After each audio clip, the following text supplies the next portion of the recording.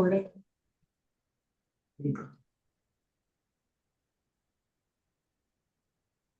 Okay, I will now call the spring planning work session to order at 3:09. Welcome, everyone. Thank you for being here this afternoon. Begin with introductions, and I'll turn it over to Executive Director Kevin Greenwood. Thank you. Who are we introducing? Well, let's start with our budget committee members. Thank you, budget committee members. Do you want to introduce There you go. yourselves? Yeah. Brown, budget committee. Bonifacio Romero. I think that's all we've got so far. Gotcha. Anybody else in mind, right? Okay. Looks like it's just Commissioner Thomas, and then we've got Gretchen Goss, one of our communications consultants, and then behind me is Brian Points and Carson Valley from Points Consulting. They were the successful bidder for the strategic business plan process, and so they will be presenting a little bit later on this afternoon as kind of a kickoff for the strategic business plan process. Let's see, we also have Emily, who is our new coordinator working with Megan, and we've got Jeff Bernard back here, who's our contract airport manager. And then let's see, Steve, do you want to, for the record, do you want to just introduce your name for the record? Steve Kessler. Patty. Victoria Reed. Wonderful, thank you. Okay. Yep. Great. Okay, so here we are. It's spring planning. So I think this is going to be about a 2 hour and 15-minute session today. There's a lot of projects that we've been working on over the last 18 months, but really just kind of want to take a chance to review the commission's goals and the themes that we got out of the fall planning session. If you recall from, and this is in your report as well, I'm not going to read all the themes, but I do think it's important to touch on the goals. One, safety continues to be our #1 priority here at the port. The second goal was to improve transparency of the port to its constituents. 3, pursue projects that will generate positive net income for the port. 4, pursue practices that will decrease operational costs. 5, continue to review and create port policies. 6, prepare for bridge replacement, and 7, invest in employee training and education. So I think the commission's been pretty clear that port assets should be developed in a way that generates enough positive net income to support parks, our waterfront rec, and ongoing economic development. As you know, as of July 1 of this year, toll revenues will no longer be available to support these activities. So that direction and that theme becomes even more important as we look ahead into fiscal year 27. At the same time, the commission has consistently affirmed that the port should continue to play a meaningful role in economic and recreational development here in the Mid-Columbia, including after the bridge is replaced. That role remains, but it will need to be supported by financially sustainable assets and disciplined capital decisions. Before moving further, I've already introduced Carson and Brian from Points Consulting. As I mentioned, they will do a kickoff on our strategic business plan later on this afternoon. The strategic business plan is really the anchor document for both spring and fall planning. And so it's been since 2021. So this is our update. So I think this is a perfect time to go through that process. So as staff has worked through the projects that are included in the packet here that you'll be reviewing today, we've used these planning goals and the strategic business plan as kind of our guidepost as direction to move forward on these. So, I really want to take some time and just hear from the commission that the goals and the themes from that fall planning, that you feel like those are still pertinent. If there's a need to change or add any goals, remove any goals, reprioritize, or if you think there is a theme that no longer applies, or that you think there's another theme that should be added, I would love to get some feedback from the commission, how we can modify this document for today.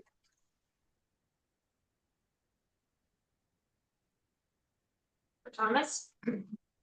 Anything to add or subtract? No, I think I like all the goals. I think the bridge replacement is something obviously I'm very supportive of, being in DC currently, so I couldn't be there with you all in person. But I do also appreciate that staff training and education is one of our goals, just because in order to run efficiently and effectively, our staff has to be up to date with the newest rules and regulations and opportunities. And so I support the goals as written. Thank you.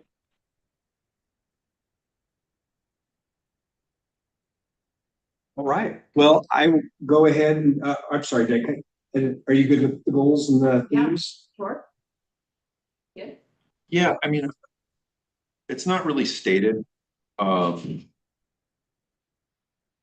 goals. I feel like our overarching goal, in a sense, is to provide the best service that we can for our constituents. And all of these other things are in service of that. I don't know that we need to formally state it. I just wanted to state it for the record. I know that we're always trying to like generate positive net income, but that is always second fiddle to providing service to our community. So all I'm saying. Excellent. Thank you for that. So with that, I will hand it over to the finance director of the report, Debbie Smith-Wanger. Thank you, Kevin. I also want to say thank you to everybody for the goal of investing in employee training and education, because I can tell you that not only is good for the port in as Commissioner Thomas said, to make sure people are up on rules, regulations, all the things that affect their job, but it also makes people feel like the port appreciates them in addition. So it's a win-win really to invest in our staff. And so I really do appreciate that. That said, Kevin didn't really talk too much about preparing for the fiscal 27 budget. We've got a draft budget that Kevin and I have been bouncing back and forth, and it really does become the basis then for the 10-year forecast. Because what we're doing right now and the money that we commit to certain projects right now will carry forward. And we want to make sure that we have the money focused on the things that are going to carry forward. And I keep laughing as I go through the process this year, because last year at this time, we budgeted money to build storage units out at Lower Mill. That was our whole focus on Lower Mill last year at this time, was on building storage units, because we were trying to find a way to generate revenue out there. And I was always, I mean, I wasn't opposed to it, but I was always like, I'm not really sure that that's the right thing. So I was actually happy when we came along and decided to sell it instead, because I think that was the better choice for that particular property. And so even if the deal, I mean, I know the deal with Amazon is moving forward, but even if it did fall through, I think that'd be my recommendation, is to market that property. But that being said, where we are at now is that we expect to close on that property before the end of the fiscal year. We also expect to close on the property over on Wasco Court, the other property that we've been looking at. And so we do have some big inflows, but also some big outflows budgeted in the upcoming months. And even if we did not purchase the other property that we've been looking at, we have to move facilities somewhere before construction starts on the new bridge. So there's a number of things that I was looking at when I was going through the 10-year forecast. And I have to say this year, I felt the best about the 10-year forecast as I have in a long time, because I actually have some projects to put in here. And I have to give Megan and Amanda a big shout out for that, because they've come with ideas and they've helped us to see how those ideas can become reality. And so that's always been the hard part in the past, is that we would throw out all these ideas, but nobody really knew how that was going to happen and how that was going to work. So some of the key assumptions in this 10-year forecast is that there will be a land lease for commercial property over here of some kind, that will do something with the commercial property to turn it into a revenue generator. That there will be a land lease at the maritime property starting probably sometime in 2031-ish, that we'll do something again with that property. We make money on that property now, but it's probably not the prime money producer that it could be. This also assumes that grants are successful for the waterfront transportation for the roundabout over there. It assumes that grants will be successful for that, and that grants will be successful for the airport terminal building. So there's some assumptions that are made that may or may not come to fruition. And any of those that don't happen, we'll have to talk about that and say, then what are we going to do? If this plan does not go as planned, which is very likely to happen, that something along the way will change. But it means that we come back and we talk about it again. But those are the key, I think, the big assumptions that are made moving forward. As Kevin alluded to, this is the last year of a transfer into the general fund from the bridge fund. So that comes to an end moving forward. What made me happy with all of this, though, and it's the first time that I've actually done the big general fund overview, which is really what we've needed all along, is to make sure that we were going to have money going forward and that we weren't going to end up in some negative situation somewhere down the road. And I think you can see from that we do end up, we continue to have money, we continue to operate, we continue to be okay. The parks property, so the waterfront recreation property, Marina Green, some of those require money from some other source within the board in order to keep those going and in order to keep those at a really high quality level, which is the direction we've been given in the past, is to keep our parks and our waterfront just in really, really good shape, make them really nice. And so that requires money. But I think you can see, if you look at this, that even though there's some negative numbers going forward, we have really positive numbers from industrial properties. The commercial property turns very positive. Parking continues to be a source of, it continues to generate revenue for that. And then even the non-departmental, which is things like interest income and the property tax. You know, our property tax is only about $100,000 a year. But again, when you add all these things together, you come up with enough money to keep parks going and to keep our recreation facilities, you know, in really good shape. And so that was really what I came away from when I went through this process. And again, it's a big process because I have to think of all these assumptions and what are they going to cost in the future? And what are we going to generate in revenue in the future? But the bottom line is that we're moving forward, I think, in a really positive manner.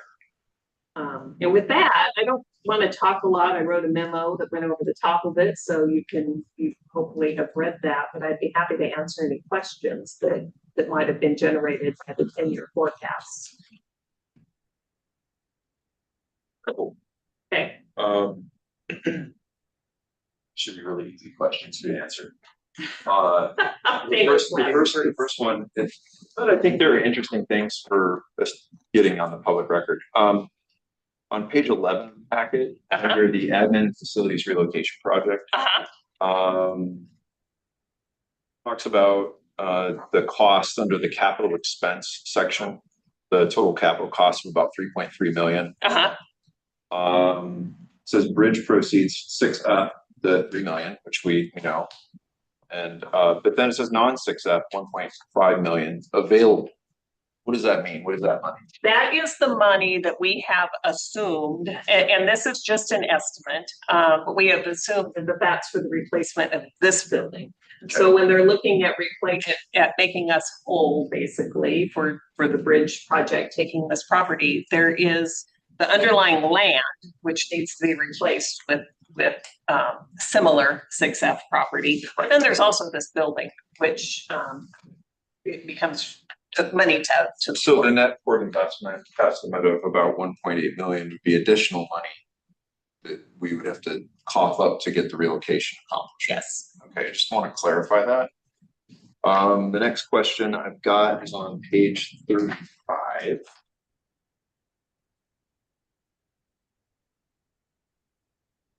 Page 35, you said, Commissioner Beaker? 35.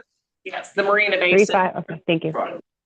And this is, why does the internal service charge for the Marina Basin, why is it expected to nearly double going to fiscal year 26-27? That's mostly inflation, actually, over time. But then there's a very minor increase in further years. There's just this really big jump In the next couple of years? from this year's estimated actual 263,000 to next year 483,000.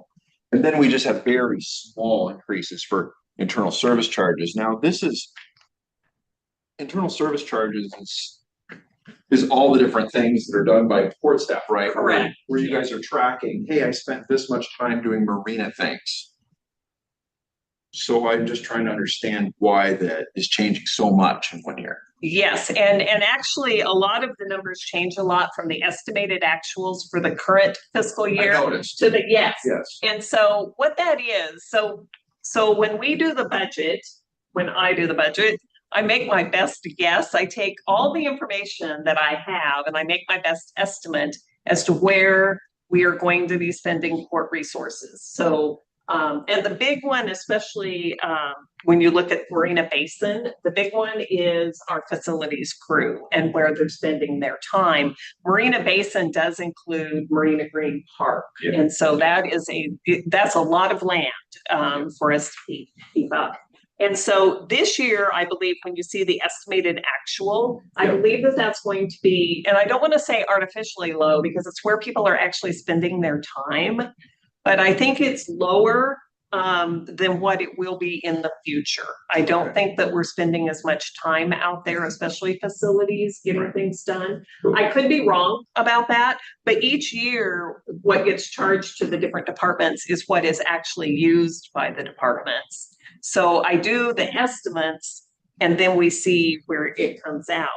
And maybe I am estimating too high because both the actual for 2025 and the actual for 2026, the estimated for 2026 are lower than budget. So it could be. So this could just be your conservatism. Yes, it very Maybe well we'll have could a be. happy accident. Yeah. More money will be available, I think. Okay. Well, and I do want to also point out that, so we did the reorg in January, and so we now have Megan and Amanda, and they're running things a little bit differently than things that they've run in the past, which is a good thing. Yeah. And so Amanda has been, people laughing behind me. Amanda is looking at doing more contracts and having fewer staff we're not laying anybody off. We're not laying anybody off. I want to make that clear, but we're also not necessarily replacing positions if through attrition. We're looking at more contracts and where we can more efficiently use staff and where it's better to use contractors. Okay. Overall, I'm really pleased with all the financial details. Good, thank you. I didn't find any other weird anomalies, not that they are hiding, but I thought it was really well. It's a lot of numbers. It is a And lot. you're welcome to ask me questions later too, if something else pops up That's all I have. or you can send me something. No, the only thing I noticed is I think this was the best snapshot of capital, forecasted capital improvement projects, so it's nice to be able to visually see what we're looking at in the future. So thank you. Thank you. Yeah, it's a big spreadsheet. And it's a lot of them. I actually printed them out because it's easier for me to see than on the screen. I was like, oh goodness, I'm unfortunately killing a few trees. I tried not to. Oh, yes, Kathleen. Hello.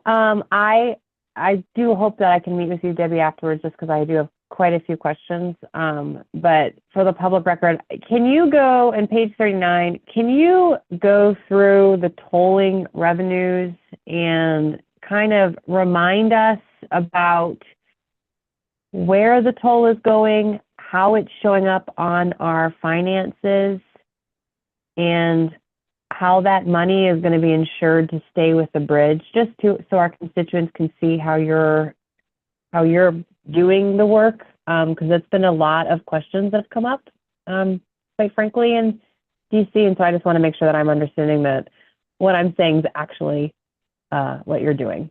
All right, thank you. Yeah, because, and actually I didn't really cover, in fact, I almost forgot to put this report in because the toll bridge has kind of just been going along. But so there are, if you look at the top of page 39, when you're looking at I break the tolls into two pieces. So there's bridge tolls and then there's another line for the 2023 increase. The 2023 increase, as you guys all know, went into effect in September of 2023, and that all that additional revenue was pledged towards the new bridge, the replacement bridge.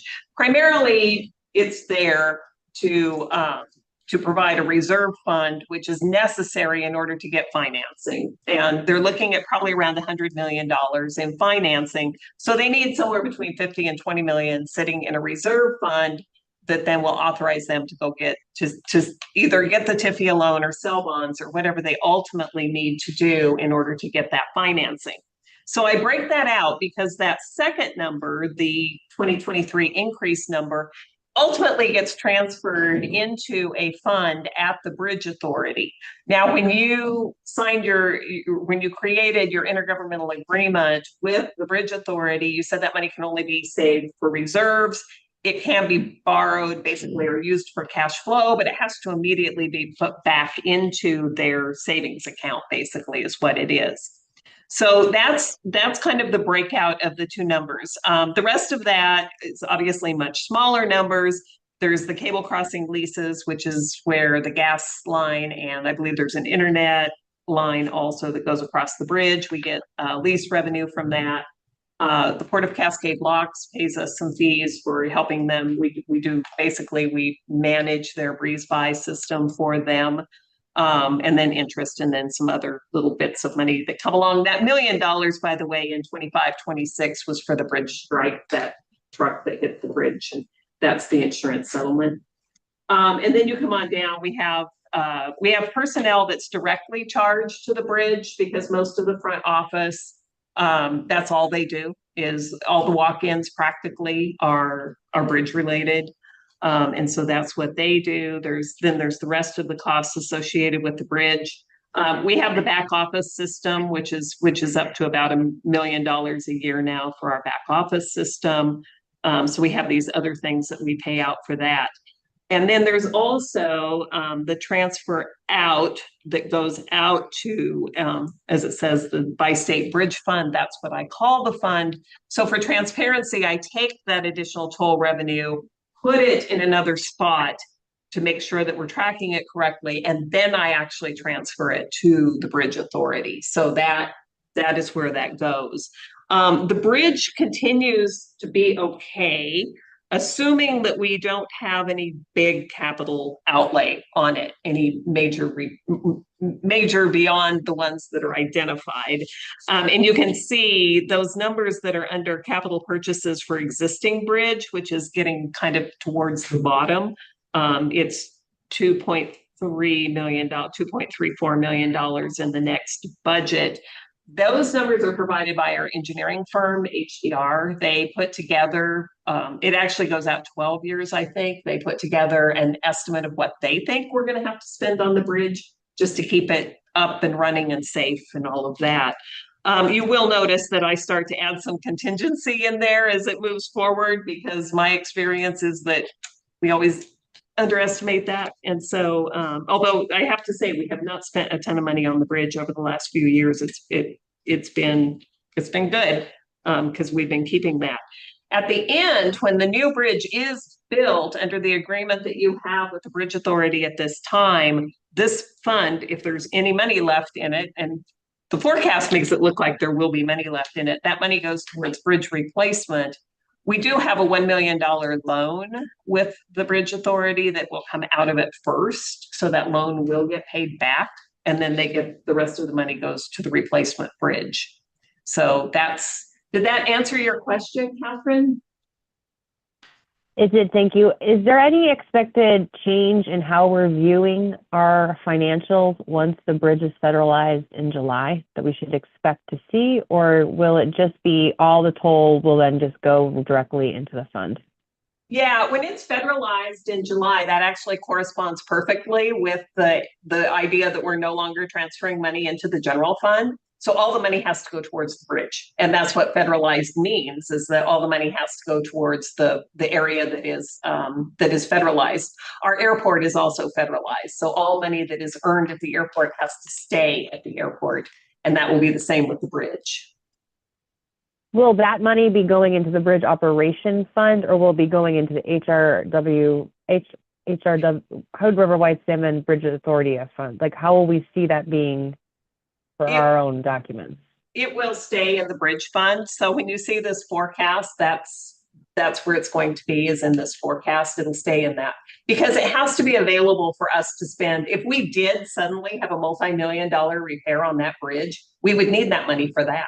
So we have to keep it available in order to spend it on the bridge if we need it. Oh, yep, I'm aware. Yep, thank you. Thank you, Debbie. The bridge is a big question mark, and I'm every year I worry a little bit about what it's going to cost us in repairs. But so far it's been good so far. So we want it to stay that way until this new bridge gets built.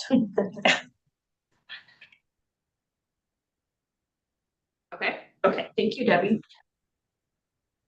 Is there a succession plan for Debbie? Because I feel like she's irreplaceable. There it is. There is, and I actually do talk about retirement once in a while. We're actually, so when we get more into the budget process, and actually I can mention it here because it's actually in the forecast, I am asking for another person in finance. Because with the reorganization, one of the things that we did was we've really beefed up all our other departments.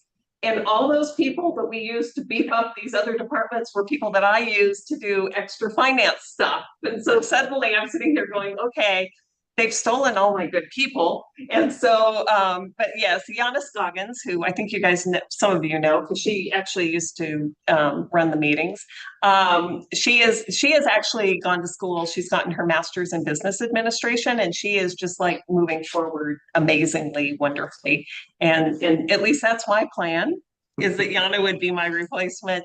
And then I want to hire a person in the next fiscal year, not only because we need that person, but because we need to replace Yana, because I can't get anything done when she's not here. When she went on vacation and I didn't get anything done, well, because I'm trying to answer all the questions and all this stuff that I usually give Yana to do, I had to do. And so anyway, there actually is a succession plan. Is there money in the proposed budget for the addition of another full-time?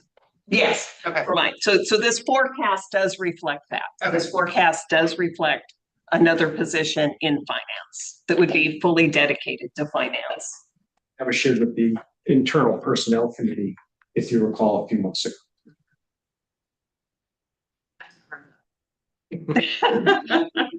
She's been wanting this person for a while. Yeah. Well, She's needed it. I've been wanting to get a dedicated person because, as I said, we kind of have spread things out amongst people. But I want one, not only because I need that person, but again, for succession planning down the road, we're gonna need that here. The next item that's has my name next to it, I guess, is, I say I guess, I am the owner of the fees and the rates and fees schedule, but it really is put together by a lot of other people. So thank you, Daryl, and thank you, Megan, and thank you, Amanda, because this is kind of, everybody gets to have their hand in this. And actually a lot of it is Daryl and Megan, because it's all the mortgage and the fees down on the waterfront and all of that. And I should have said thanks to Jeff too, because it's the hangar fees. You don't want to be part of this, do you? It's the hangar. I know, now I'm talking about where the money comes from. It's much more fun to spend money than it is to collect money. And so it has, it is, and you're not adopting it today, of course, you adopt it with the budget. But I just want to get, and you don't have to give me feedback on it right now, but I do want to get feedback on it. And we did Megan, I know we added, the fines for people that overstay their welcome On the guest doc. on the guest doc, because we didn't have any of that. As we go through and we find things, then we try to make some corrections, so we have added, Also interstate bridge violation. yes, and people that do things on the bridge that they're not supposed to do. So we added that one. Was there anything else that was new? I think everything else was either increased or something stayed the same. We did add under concessions, a rate that we had been using but wasn't codified in the rate sheet last year, but for mobile concessions, did add that to the list. That's also new to the rate sheet. How is the guest doc being enforced? Isn't that on an honor system? It is on an honor system. We also have overnight security that logs activity each night. So documenting the boats that are there. But this gives us some leverage if people do overstay their welcome. Then it gives us some leverage to do something about that. But I think that was really all I had on the master fee schedule. So again, just looking for feedback before. So budget committee meeting, our planning session here today is late in the year. This is the latest it can be on, if we keep it on the third Tuesday of the month. And so today is the 21st. So we only have a couple of weeks until the budget committee meeting. So that'll be on May 5th. So, but I would appreciate any feedback, and then you'll adopt the budget and you'll adopt this in June. So there is some time, but it's helpful to get feedback if there is any. I just have one quick question. Schedule. We've talked for years about things like mortgage rates, what's fair versus where can we generate revenue. The one that I sometimes struggle with, and is the only one that kind of jumps out to me still, is the event side. If we look back to those earlier numbers you were talking about, how much time staff is spending there, how much money we're spending there. Is $5,000 enough for someone who's commandeering that entire area, including getting parking in lot 1 and the grass area for an entire weekend? Is $5,000 enough? Does that cover all of our costs, wear and tear costs, cleanup costs, all of our costs? Because you can also make an argument that a lot of these organizations bring people to town and spend a lot of money on businesses here, which is what we want. That's great. So all I care about is covering our costs. So does $5,000 do that? So I'm gonna look at Harold for that question. I think so. You know, what it would take for us if we had an event that took over the event site and then we didn't give them the parking, what we would have to do to manage the parking. And then the chaos that would ensue, you know, that's part of why we're at where we're at. And then also with the events, we're kind of at the tipping point of being able to go higher. If we go much higher, they're gonna pull out. And so they did pull out for the Orchard and Ale, which was the Cider Fest previously. It was the usually the first weekend in May. They've done that the last 2 years. And True West split up and now they're a different organization. And they moved that event up to Wham. And so we'll see how that goes. They haven't signed their contracts yet for fall and for Harvest Fest. And then for, what do we have then? They have another fest, hops. Yeah. And so we'll just see. I think they're testing the waters to see how it goes at Wham. But at some point, it's kind of, okay, do we want to have any events or not have events? That would be the question for the bigger events if we go a lot higher. And we have raised it a lot, as I recall. I think you and I have talked the last few years, and you've said that we started out pretty low, yes, and I don't think it was covering our costs. But we have raised it quite a lot over the last couple of years.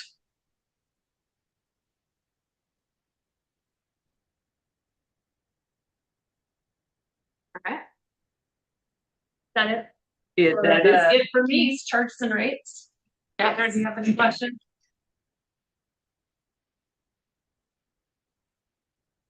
No, thank you. Usually I do, but I think the rates are great. I think it's above projected inflation based on what I know for costs from the bridge experience and doing all that work. I think we're still meeting our constituents where they are and still covering our own costs. But great point, Commissioner Shepherd, making sure we're not losing money when we rent out our event site. I think that's a great question. Over. Thank you.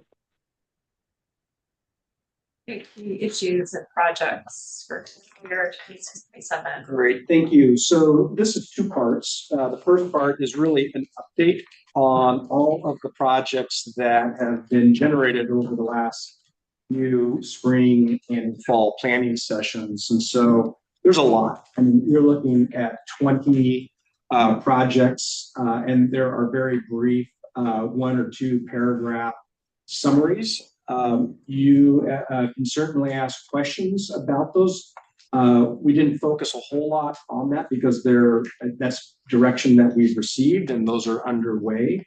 And so, this is in the packet. It's a public document, but if there are any of these project summaries that you would like clarification or more detail on, you've been hearing about most of these throughout. So this is your time. I've only got a few minutes scheduled for this, but do you have any questions on the projects that are currently underway? Commissioner Thomas. Yes, I have a question. Can we get an update on, I did notice the RFDI for the marina. Can we just get an update on that? Or when does that close again? Can you remind us for the Maybe record? you want to take that one? Yeah, so the RFDI is open until Thursday, so submissions are due by this Thursday, April 23rd at 5 p.m. I will just say, as we've been sitting in this meeting, I did get confirmation that we will be receiving one, and so we'll see what Thursday brings. Who's going to conduct the interview? I think that is up for conversation. It'll definitely be staff, and I think it would be up to the commission on desire to participate. And how did you do it? How did the commission do it last time? Was that a full commission interview? No, I don't think it was. I do think the commissioner should be delegating beyond that. But no, we don't hold it. It's really nice to be involved.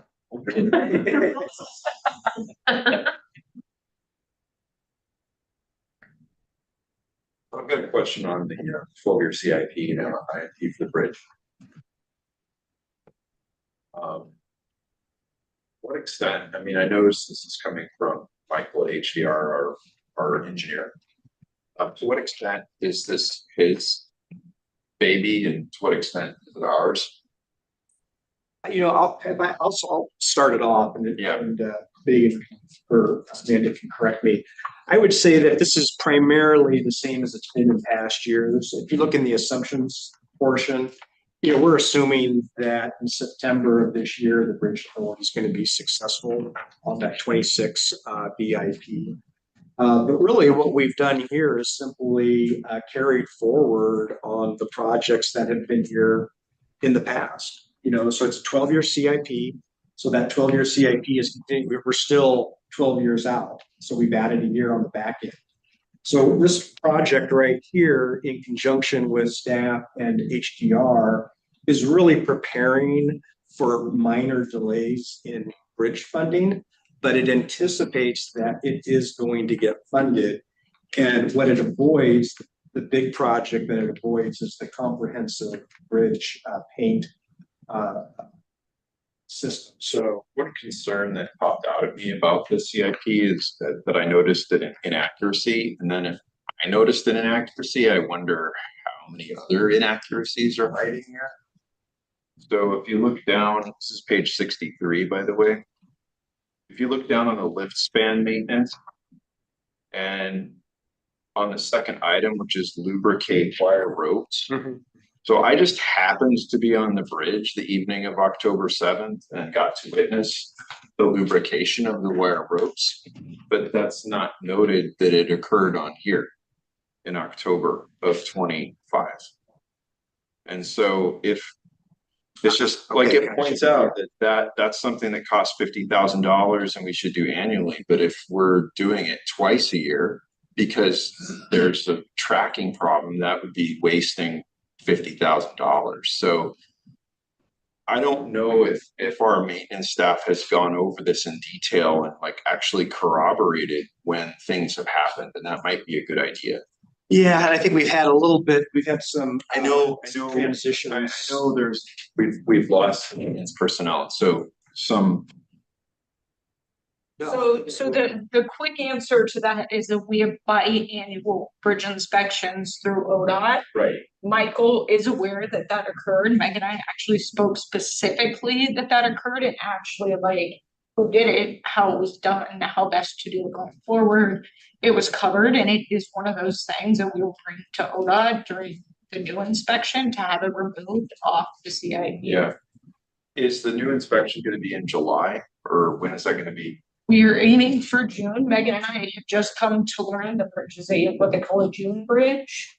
Which sounds funny. Fabulous. Yeah. We've asked if this is a new thing, but the bridge is best maintained in the month of June. And it is recommended it stay in June. So we've asked for other options or choices, but she will stay a June bridge. So we expect that lubrication will be changed accordingly after the ODOT inspection. Okay. Annually. Okay.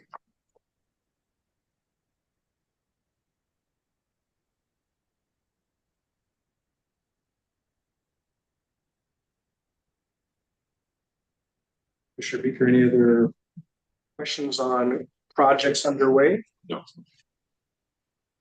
All right, well, you're not hearing any more comments on the projects underway. This is actually the more interesting part of the meeting, and that's the projects for consideration and discussion items. And so this is really where staff is going to be looking for more feedback from the commission, get your opinions, your input, so that, and some of these are in preparation for budget season, which is just a couple of weeks away. So this is very timely discussion. But the first one that we want to bring to your attention is the introduction of the Capital Projects Fund. And Debbie's already talked a little bit about that, but I'll let her give you a little bit more.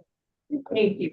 Yeah, this one is probably more for information because I can't imagine that you're horribly opposed to it. But I think it will, when we go back to our transparency goal, I think that's really where this falls, because it does make it, because one of the things, and I talked about this during the forecast, is that we're relying on that money from, like, for example, our industrial buildings to help fund, we're relying on a net positive income to fund other areas that don't have a positive income. And so, but how do we know we're going to have a positive income when one year, like this year, we're replacing the roof on Jensen, and that might be $760,000, but next year we won't have that. So now all of a sudden we have $760,000 that we don't spend next year.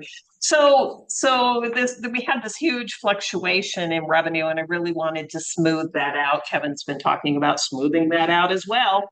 So we said, well, let's just do what a lot of other governments do and just put money aside every year. And then when roofs have to be replaced and HVAC units have to be replaced and things like that, we don't suddenly have fluctuations in expenditures for the cost center itself. So for the individual asset. So I put together the fund, and this is actually the attachment that has kind of the pink and blue shading on it is actually what I'm planning on using. And as it moves forward, it will track the amount of money that's contributed by asset And then it will have the additions that are made each year. And then if any money is spent on that asset, it will come out as an expenditure. And then you'll see how much money each of those assets have at the end of the fiscal year. So that's kind of the plan and the goal.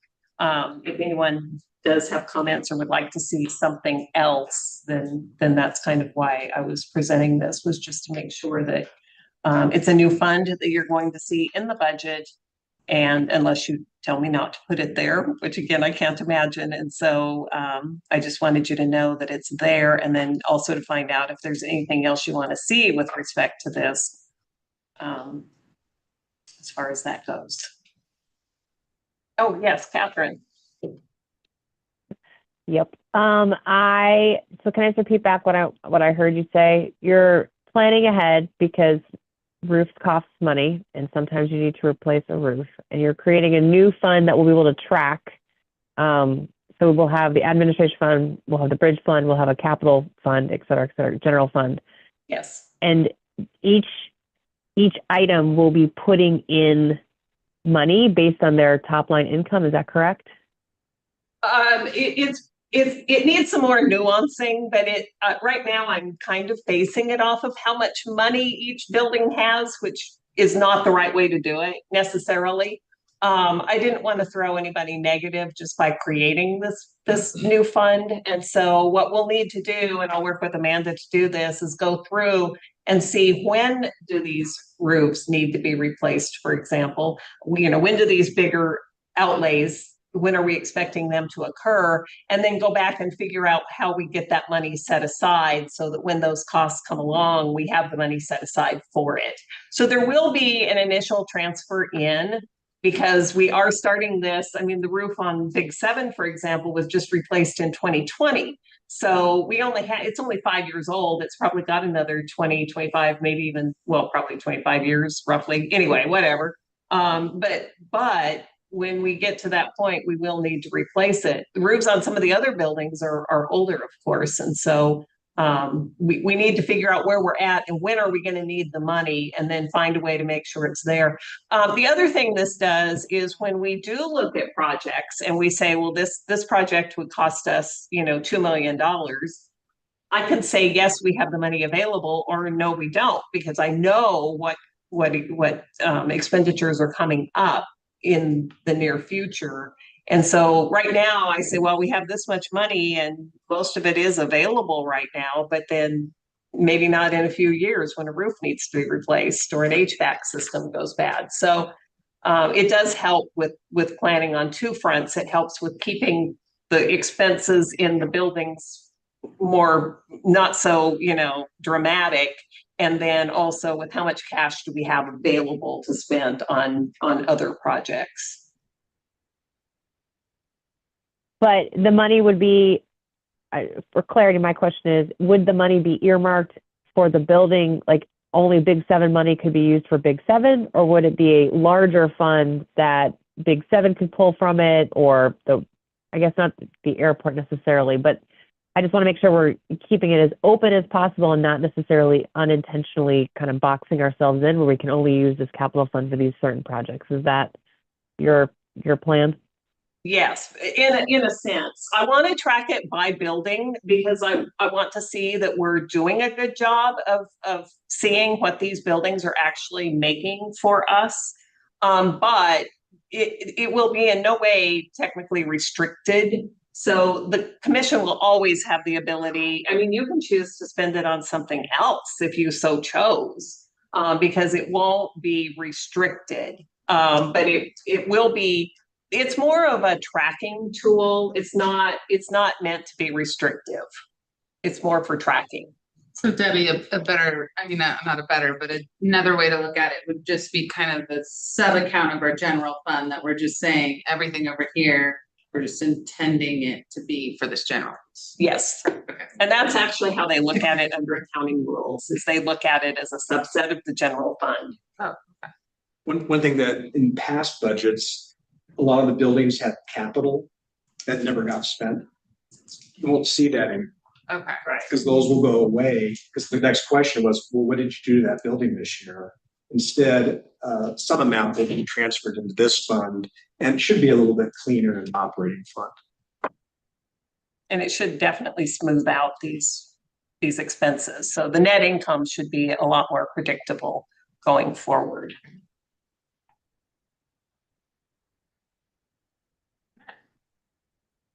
That said, that actually leads us into the next topic that Amanda gets to talk about. Nice segue. And that's, I know it, we started laughing.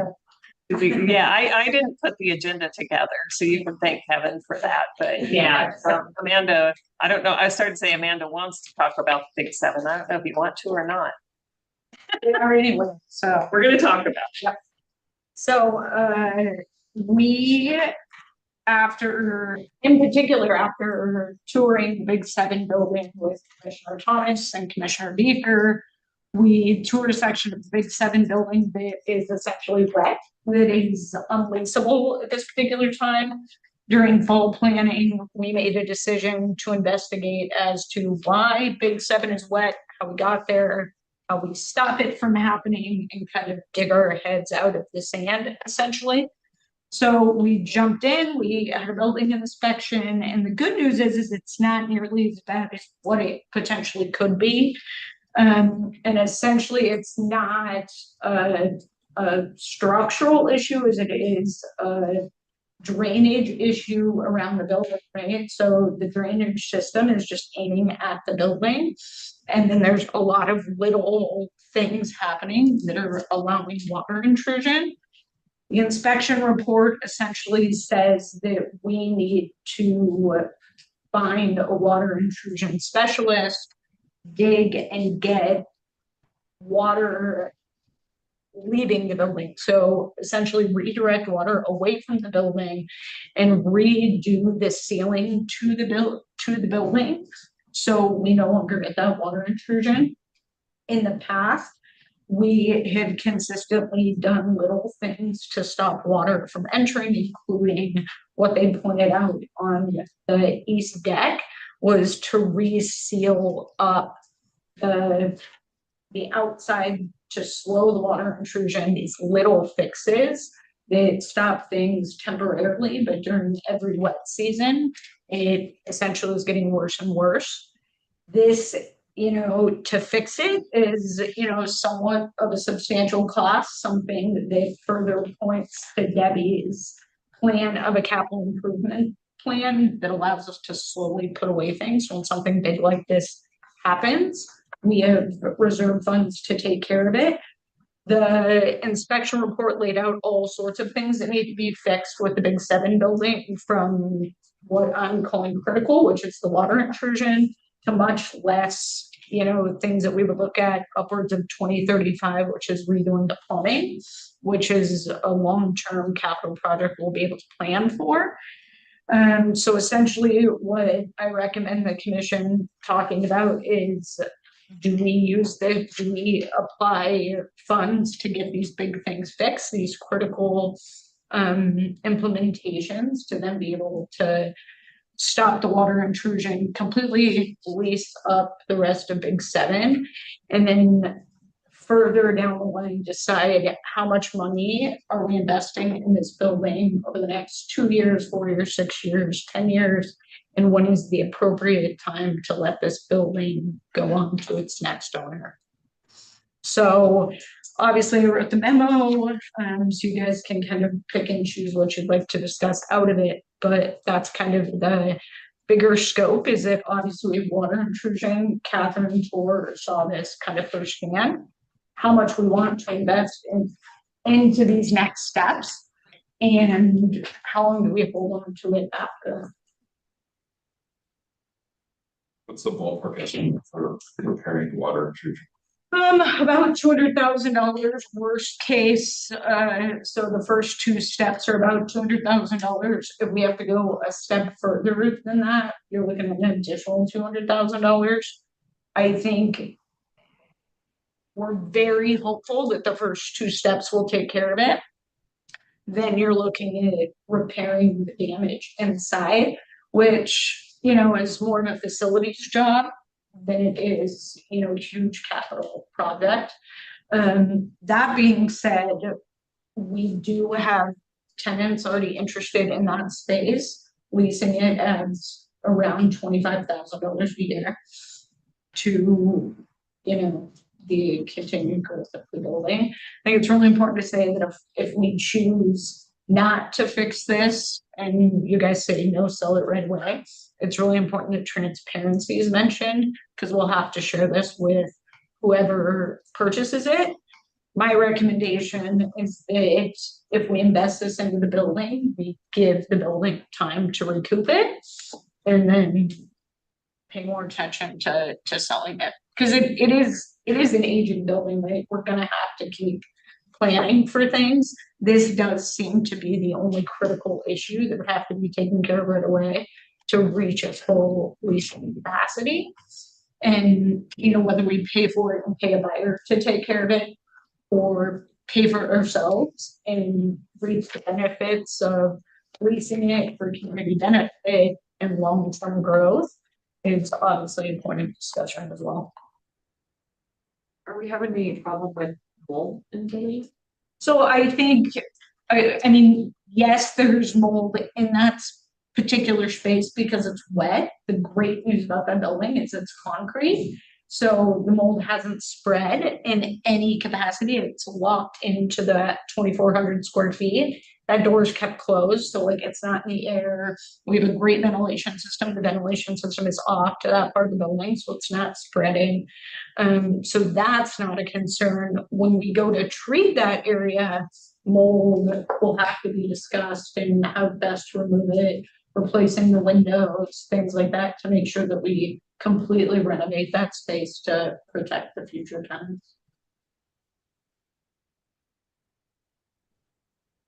So, Yeah, I like the plan of moving forward with the abatement and recouping and seeing how it feels in a few years. Sure. is the $530,000 budgeted on page 19 under capital purchases for the big seven? Is that this, or is that something else? That is that. That is this. Okay. Yes. Yep. So. And that takes into that worst case. Worst case. Yes, Correct. exactly. Yeah, like really worst case. Really worst Well, I case. think this, well, I did leave some money. We had put money in. I meant to talk to you, Kevin, about that for the stormwater project with the city. Oh, right. So that money is still, that carried forward. There was 130,000 in from last year. I carried that forward and then I added Amanda's 400 onto it, which is the worst case scenario. Correct. That's, I always budget for worst case. if you've been to the Big Seven, obviously water runs downhill. That building sits on the hill. That's obvious. But it was built 1920s, I think, if I remember right. So it wasn't really taken into consideration at that point. Stormwater and rain and the Columbia River Gorge, we know it now. That water has to go somewhere downhill. It's pointed towards the building, essentially. In capital planning, when we purchased that building, should have probably taken into consideration what's the protection of the building on the outside, the ceiling, the water barrier. There's essentially not a water barrier left. So there needs to be one. And so that alone would take care of it. It's just farther, worst case scenario of drainage away, proper ceiling doesn't stop it completely. At least it has a new roof. Yeah. Right, HVAC is doing pretty good too. So, Will need to be replaced someday. yeah, but this, Sell it first. the water intrusion is the only critical piece to make sure that this doesn't spread, that it doesn't get worse. Right now, the major affected area is that southeast side, that corner, what we call the 203 suite. But eventually that water is going to continue to enter in all sorts of areas because 2 of those levels are completely under that hill, right? So you walk into Big Seven, that's the 3rd floor. Everything below that is at risk eventually if it's not hill wet. And as Amanda mentioned, the report that we got back from the inspection was for the whole building. That was for everything. So it would have noted if there were other major issues with the building. It wasn't focused on just the water. Correct, it was the entire, it was a 200-page report, a very well written report. But you know, the other stuff, you know, I think 2028, 2029 projections were HVAC and things like that. But that goes in line with when the last time the HVAC was upgraded, right? We're not talking about a 1920s HVAC system. But we get to plan for the HVAC, we get to plan for these additional improvements, we choose to keep the building. This is the one that's critical in the sense of whether we keep it or sell it. It's gonna impact whoever owns it now or later.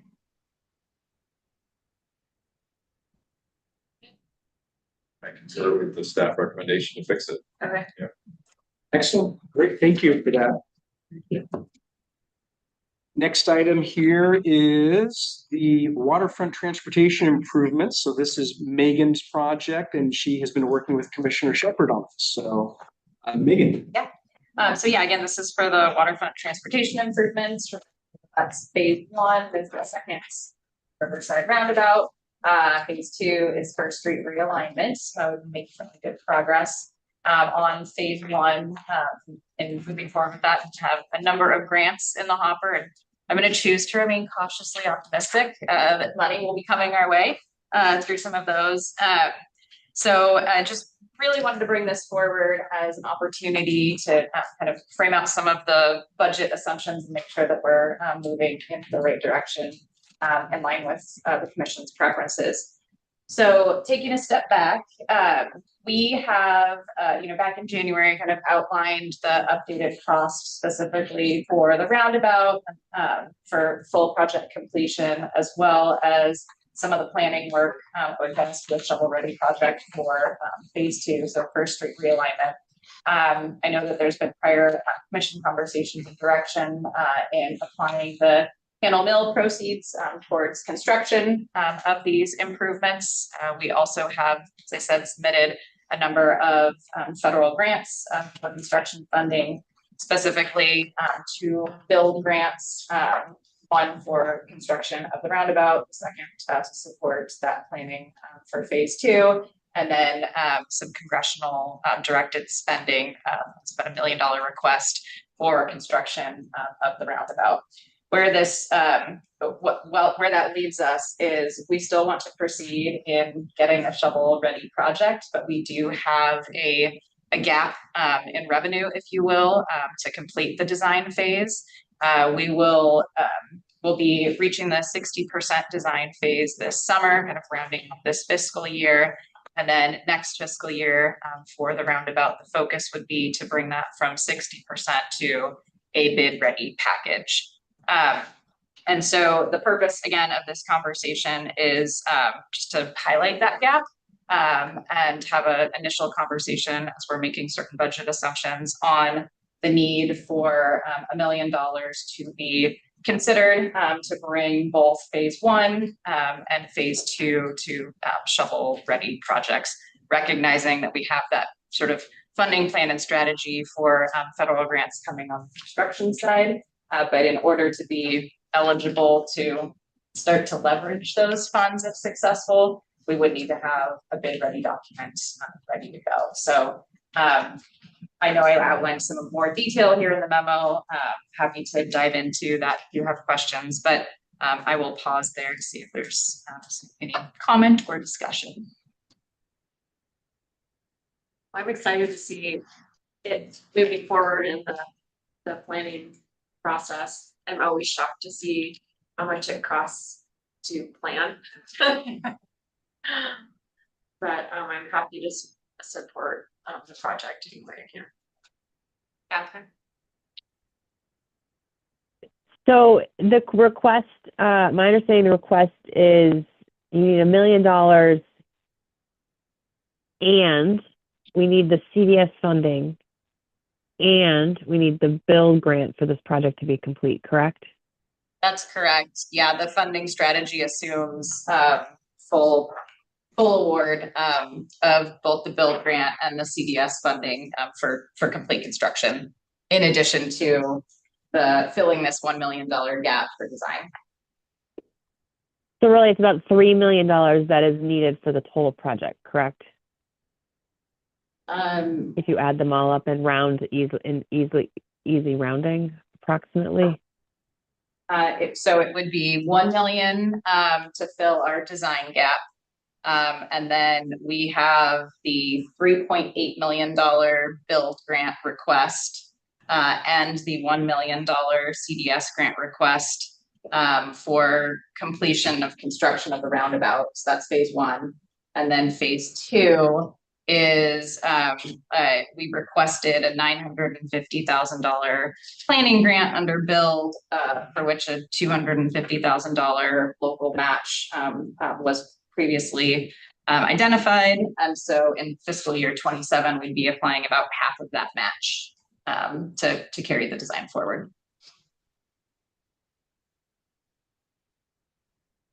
Okay, so we're requesting, the Port of Hood River is requesting $3.8 million in build phase 1, $950,000 for phase 2 build grant, and then a CDS, which is federal money for phase 1 to completion, correct? Correct. Okay. And this is going to be asked for also followed up in person for the trip that we're going to DC in May, correct?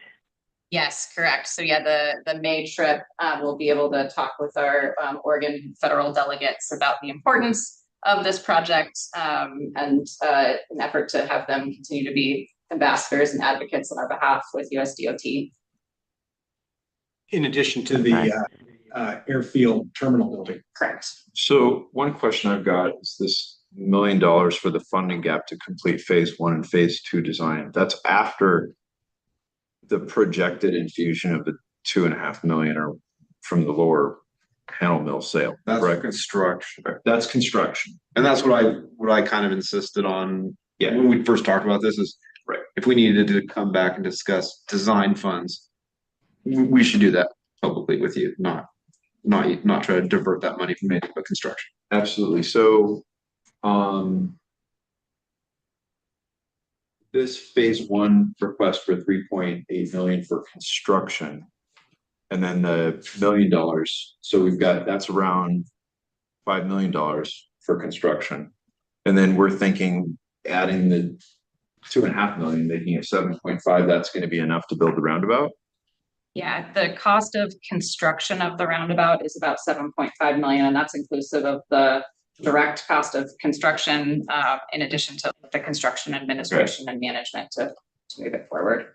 And part of the request for the CDS funding, that $1 million, is really to sort of draw down or kind of minimize the port's contribution and maximize up to that 80% federal contribution that is typical of a project like this. And so that would reduce the amount of proceeds from the Hanel Mill sale that would be needing to go towards construction should we be successful, that could be used for, towards phase 2 as part of the transportation. Okay. I mean, do you think in your experience that will give us a boost that we've earmarked a significant amount up front to then get additional federal funding? And that extra commitment? Yeah, I do think that is that shows very well in the federal world, particularly. So our project is actually located in a rural designated area per the build requirements, and so there's no match that's required. So it further increases our competitiveness by showing that we're putting in those local dollars in recognition that we didn't need to. Okay, great. I just have had quite a few meetings with these same people that you're all going to be talking to about this, and it is really important to have all your ducks in a row, like it seems like we have to make these requests. I just would hate for a project that's had so much time and work put into it kind of stop for lack of potential federal funding. With that being said, what is the plan if we don't get any of this money to move this project forward? Yeah, I think that would be another conversation for us and the commission together. But if we are not successful with the FY26 build, we anticipate that there will be, future programs like that. There have been kind of every prior fiscal year. And so we'll have the opportunity to do a debrief with USDOT and learn, what could we have improved in our application to be able to go again for a future year application. But I think it is a question then of not if we deliver it, but of when we deliver it, and when we're able to secure some of those additional federal dollars, or if there's another bucket of money to pull from that the commission would want to talk about. But I think we're really trying to focus on those federal opportunities.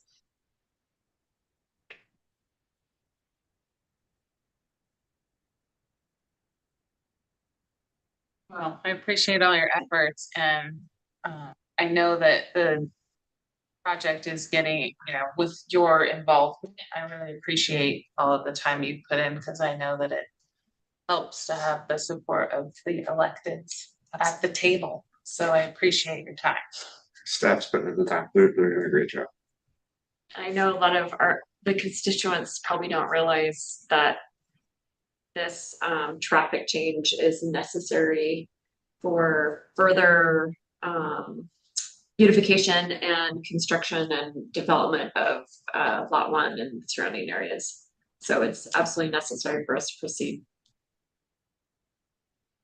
Or the best way for us to proceed. Yeah. Okay, Well, well thank then, you so much. with that, we will proceed with the budget assumptions. We'll continue to bring updates on this project as it progresses. You're gonna stay with Megan. She's got the next one too. That's the marina planning. We're gonna flip from transportation to marina.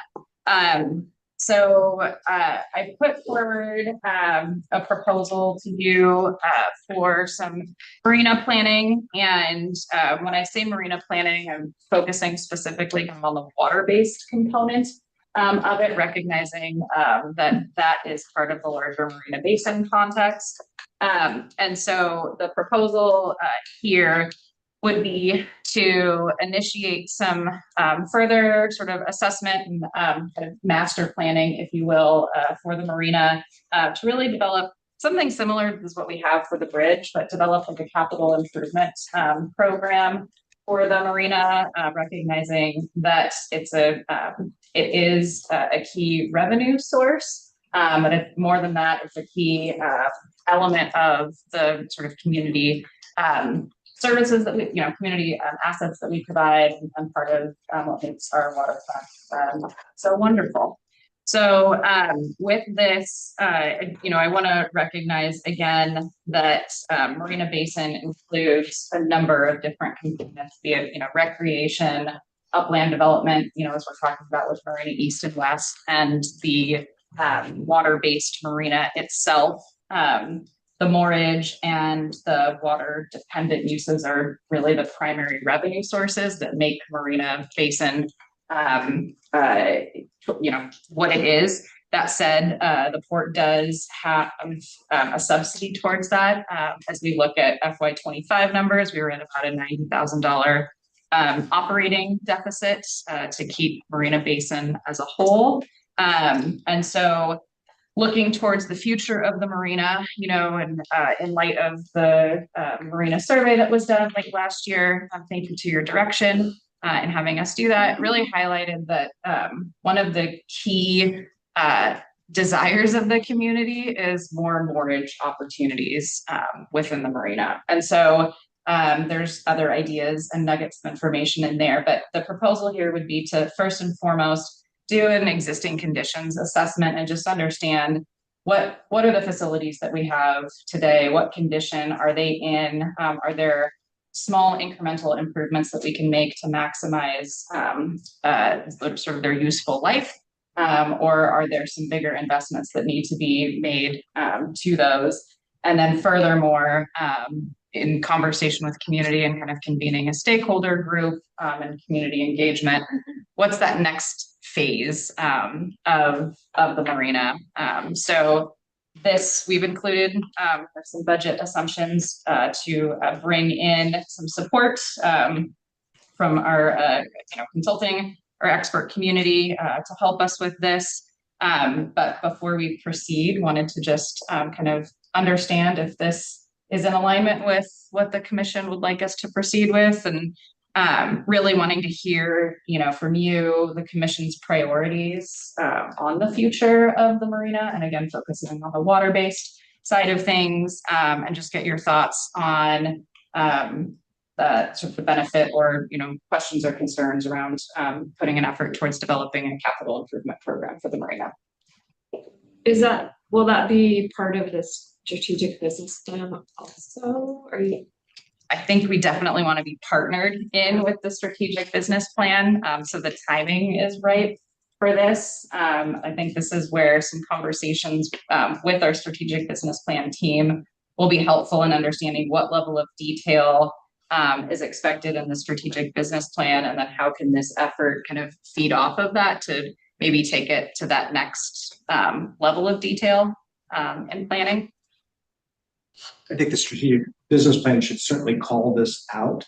There probably won't be a lot of detail put into it, but it would be a placeholder for guidance in the subsequent years. I also want to flag that part of this work, we really want to ground, going back to our goals and priorities and our current strategic business plan, is how do we do things in a way that are financially sustainable? And so we want to create this list of improvements that's tied to current or future funding streams, so that we're not just creating maybe a wish list that could never be delivered, but how can we identify what improvements can be tied to certain funding streams, or what funding streams do we need to start looking towards in order to make certain improvements possible. Do we think that the construction of the bridge is going to create a long-term need to have a boat launch on the other side of the marina? I'm just thinking like where our current boat launch is located, where the bridge is going to be located. A lot of users interact. Yeah, You mean on like the west side of the marina? Mm-hmm. Yeah. Because if we think that is something that eventually is going to be needed, or in the best interests of making the marina be accessible and useful to the most number of people, then we need to start thinking about how we're going to fund that. Mm-hmm.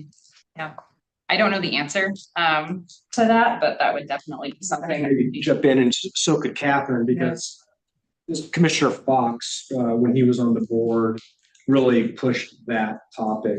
Yeah, I recall it mentioned. Yes. My understanding is in the last 18 months, that has not been a requirement or the need. The bridge replacement effort has not required that there will need to be a new boat launch during the construction period. Catherine, is that your understanding at this time?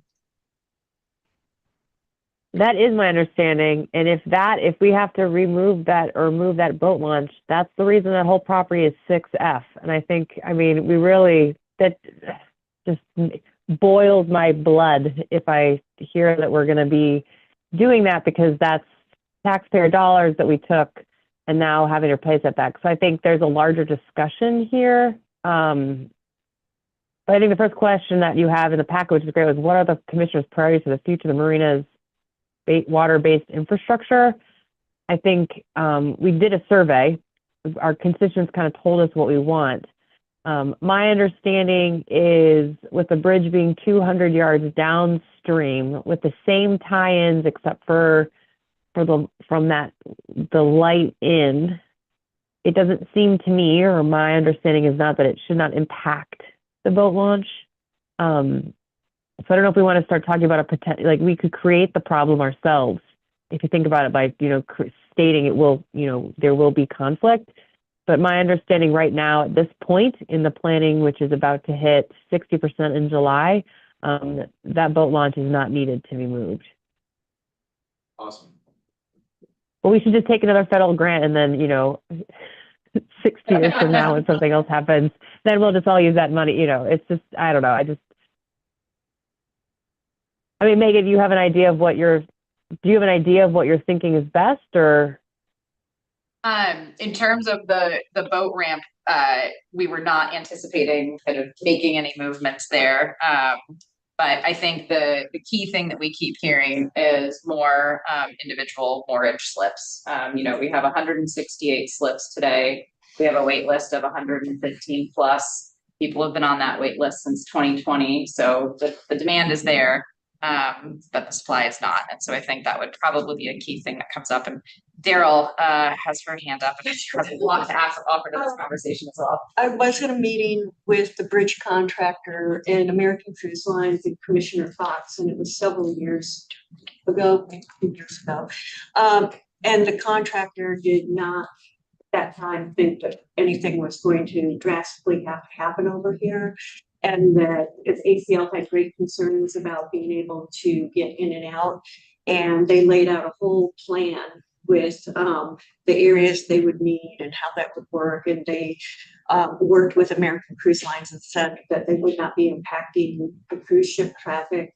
And that if there were to be any impacts on the boat ramp, that they would be minimal, and work with the community on that. So that was the last that I heard, but they did not indicate in any way that we would have to do it. And if I can also jump in, because I was just double checking, when I talked about them taking out part of the toll booth in the westernmost 2 lanes, that's because they're expecting the impact to be more to the east of us, where we're sitting right now. The impact will be more to the east than to the west. Great. So I think that would go along with what Daryl was saying. So Megan, I don't know if this is just my opinion, Yeah. but I think at a high level, we should be focused on how do we add those. Starting with inventorying the condition of what we have. Yeah. Go from there. And I would, I agree. So for your second question about the planning focus on incremental improvements or both, so I would say that fortunately both, in that I think we should immediately be looking at more moorage. But I think we need to really look at the marinas and overall. We have seen, when I first joined the commission, we were doing projects, and as we were in the middle of projects, we were realizing that we had other projects that we were going for that, it was like the painting of the toll booth, we did a big float thing, or not a dock repair. And then, I feel like we're finding so much information out about the capital improvement projects. So I agree that the marina should have its own capital management program. And then I think we should look at the marina as a whole. Short term, yes, increase rentable spaces, and then long term, plan it accordingly, and then we can divvy it up as we get funding to really make that marina a beautiful public space for people. What I would like to see is a master plan of everything we want to see upland and on water, just the whole master plan phased out. So future commissions know the direction and have vision for what's going to work as a whole, and phase in as we can what works best, our funding and our constituency. Sure. Okay. Well, it was such a helpful guiding document at the airport, Yeah. the master plan, and it was just able to tell us, like, we've looked at this in the past, and let's continue with this cohesive forward movement. We might have to pivot a little bit along the ways, but at least we have a goal. Yeah. But I would say the strategic business plan, in my opinion, should be pretty heavy on this.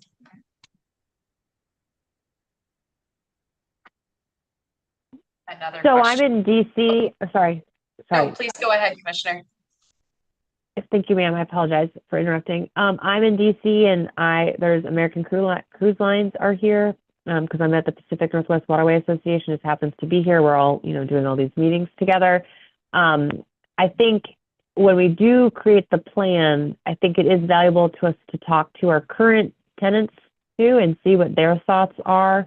Because we only have our own ideas, and we may be able to talk to somebody and they may be able to state, you know, just for example, have you all thought about this?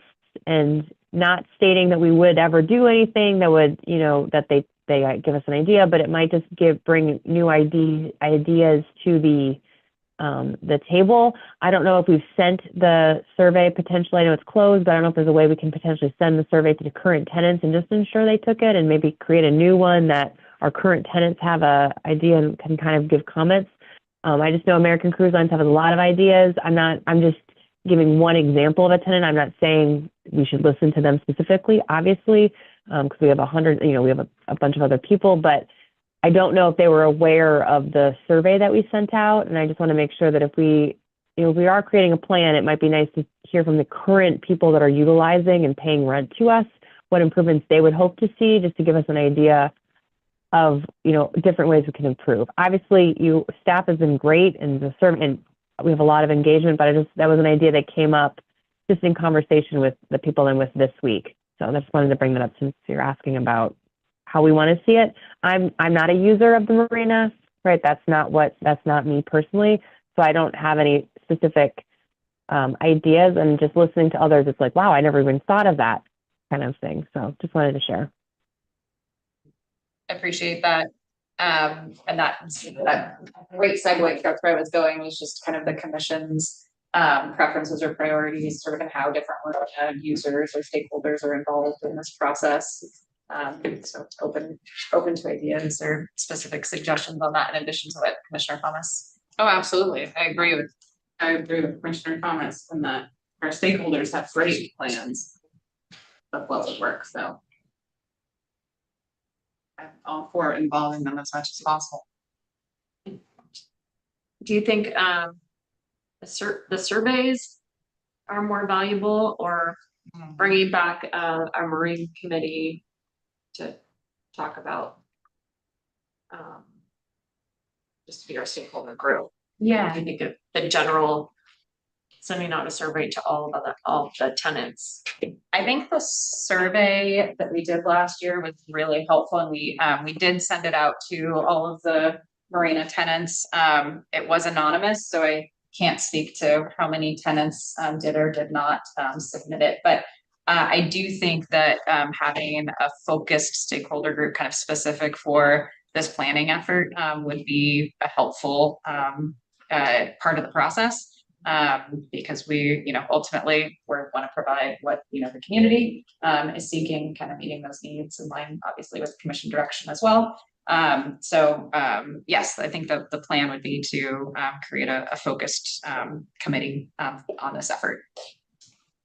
And want to tailor it to, you know, specific actionable items in the process. And so that will be kind of just part of the planning effort, is identifying where, at what points within the process are going to be most beneficial for stakeholders' time.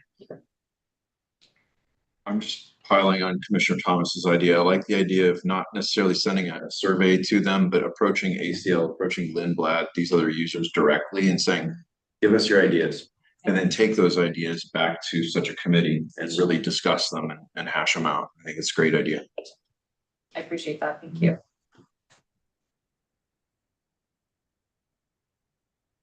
That gives great direction. Happy to answer more questions if there are, but I think that we will continue to put a plan together. We do have the last one, that's the airport development site, actually second to last one before we do the strategic business plan. So Jeff, it might make sense for you to. No, I'm not gonna. We'd like to go to the. Like, I have a loud voice. There you are, you're on. Oops. Sorry. Big chairs. All right.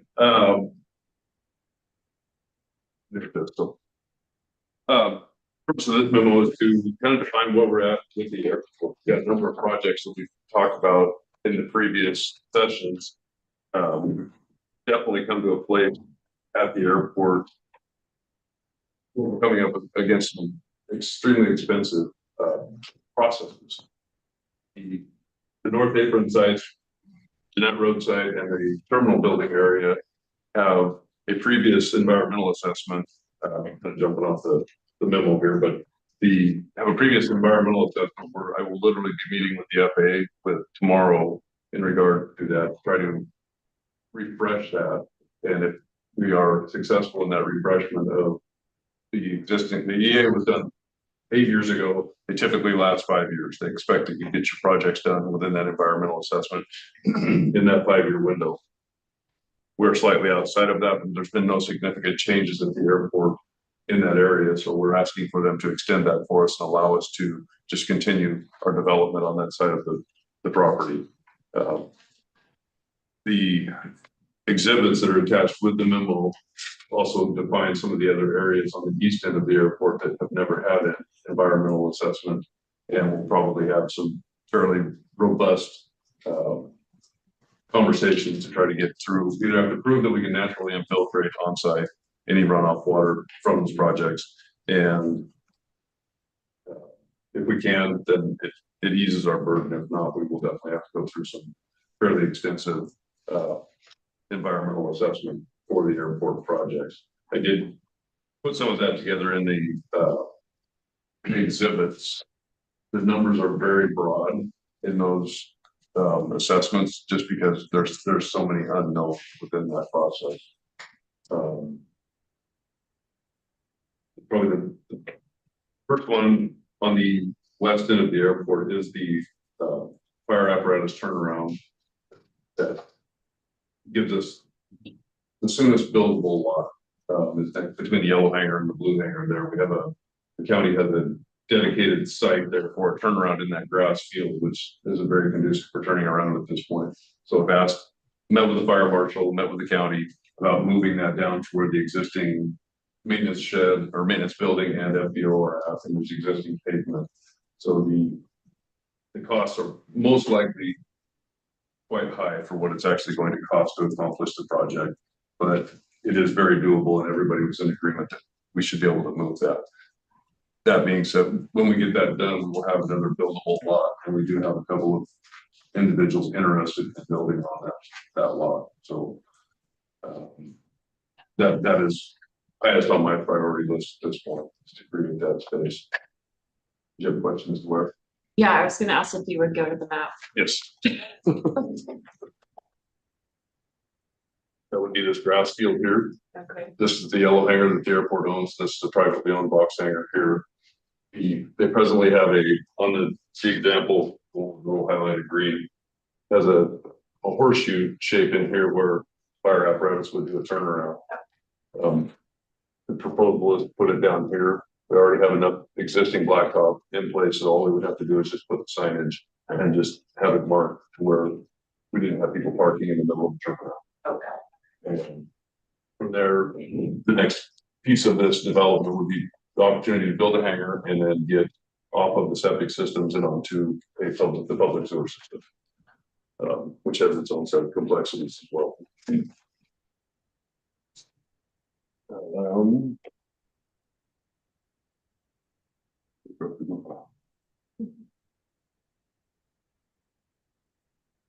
Projects we do have going, T hangars are well underway.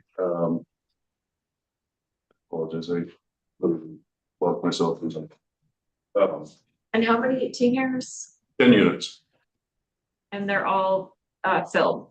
We have a waiting list that should have zero issue getting those filled.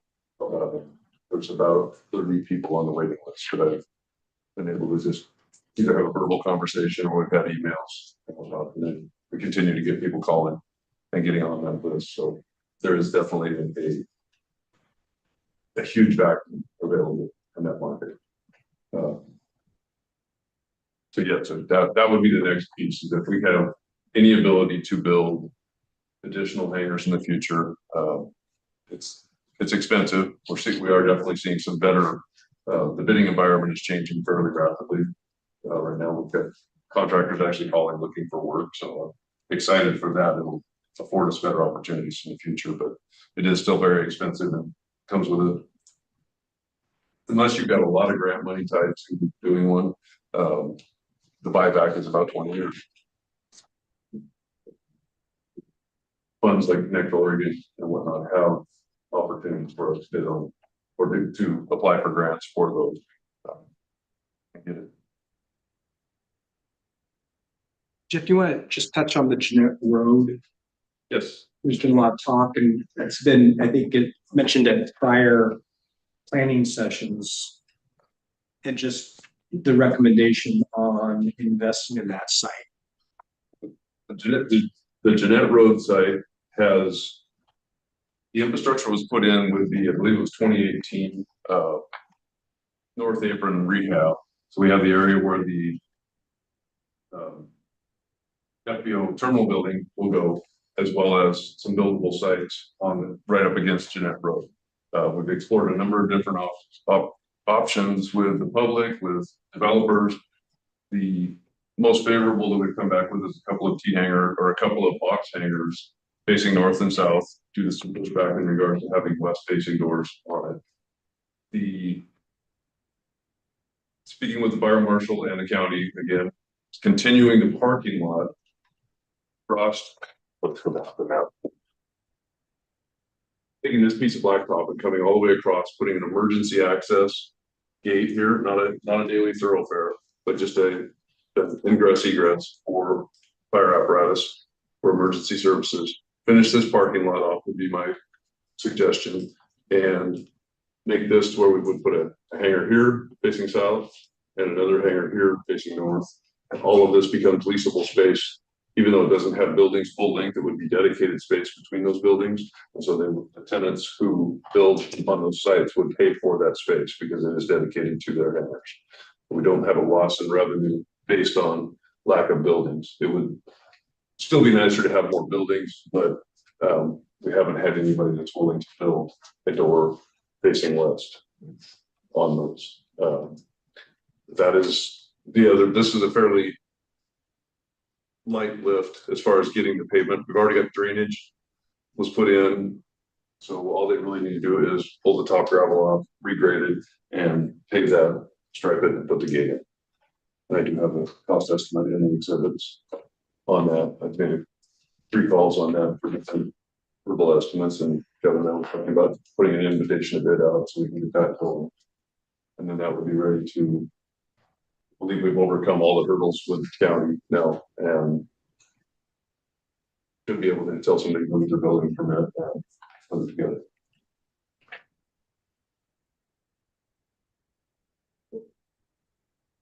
Questions, that's probably the easier way for me to proceed. The only question that I have is for Kevin. We've had Jeff on now for about a year, correct?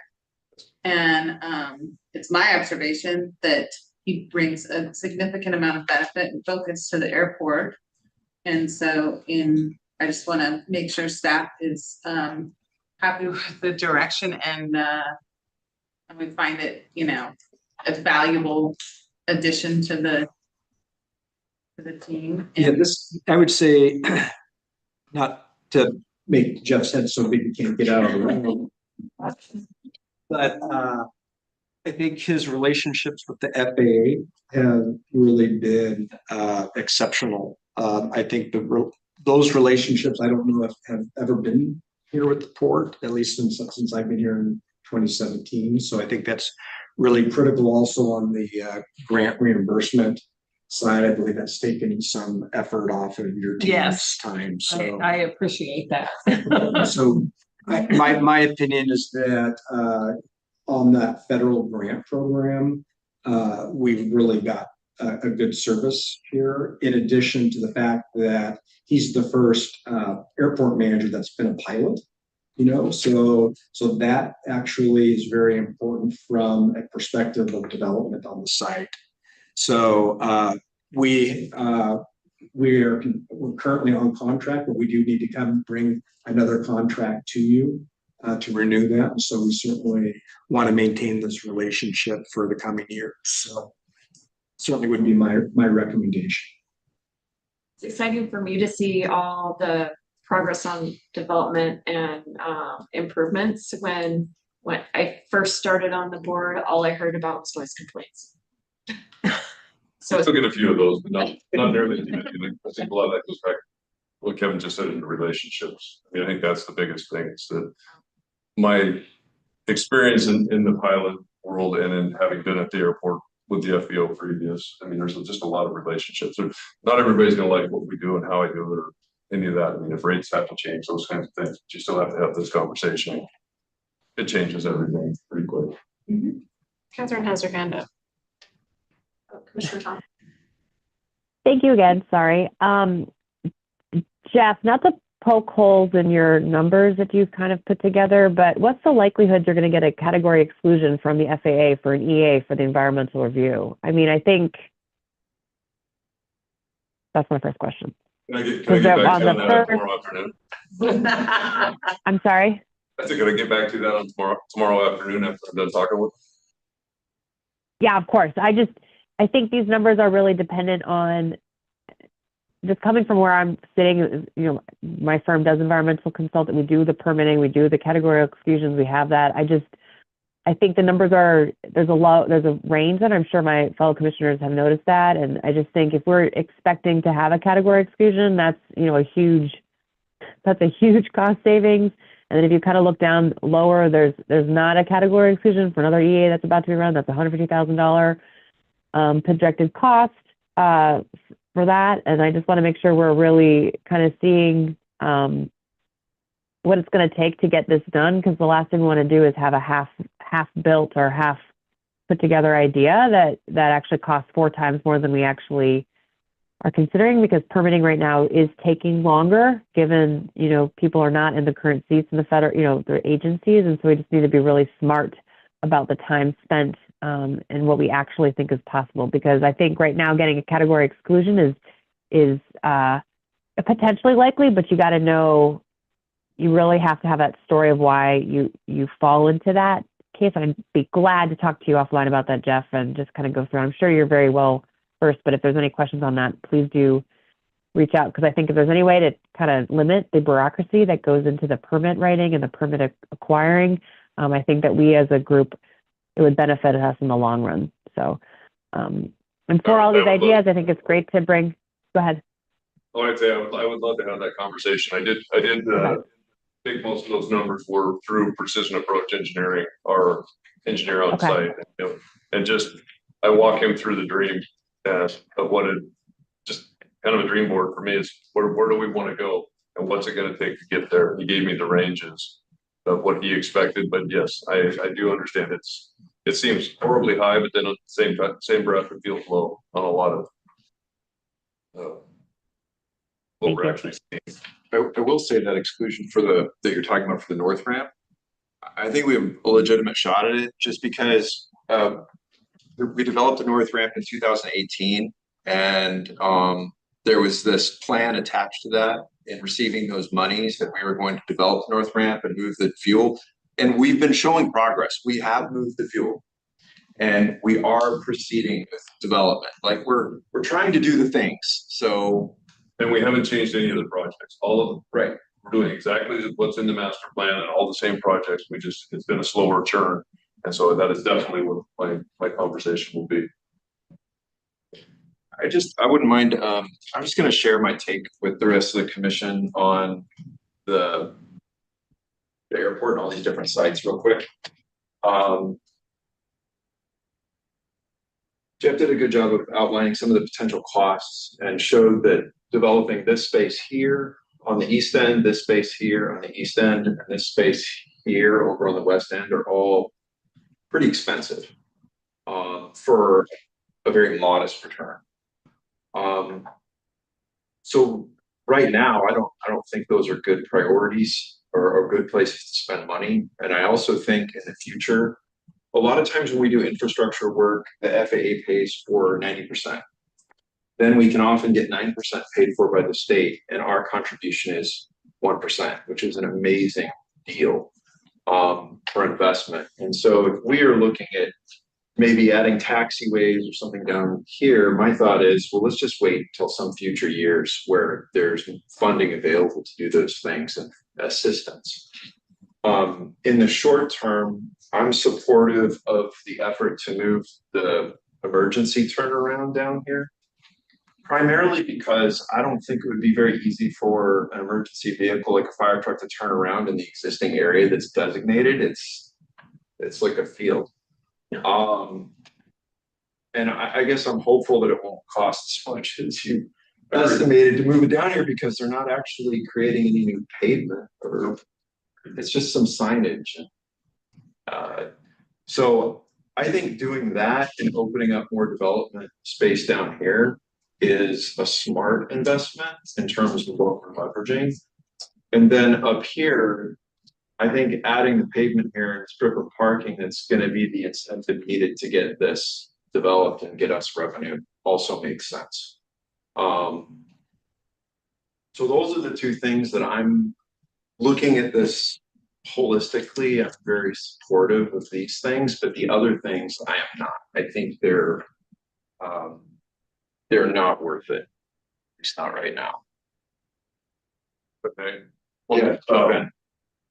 The other one that I talked with Kevin about quite a bit was there's really a need, and it's a very difficult ask, because when you ask for an environmental assessment over the airport and over the whole property, the FAA wants you to identify areas that you're actually going to actively produce something in the next 5 years. It would be wonderful if we had that assessment for that whole east end of the airport. Unless we have some magic bucket of money, there's the chances that we actually get to produce anything on that east end is very, very slim in the next 5 years. So one of the things that's been nice working with the FAA and some of those relationships is having almost like a pocket project, something that we've done the perk testing on the east end. We know that we could, where the gliders are at or wherever, that we could do a project there, because we've already invested some of the time and the effort to know that we can naturally infiltrate. So now we just have to ask for the exception for the CADX and put that project through. But so trying to have a couple of those things just to where we got funds donated to us this last year from another airport that had expiring funds. We got $50,000. There's airports, I learned of one after the fact, they gave away $600,000. That is a huge project. We're trying to be friends with them. Yeah. So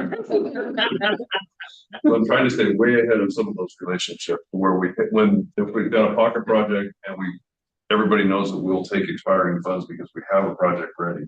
Those are the things that really catapult us to the next revenue stream.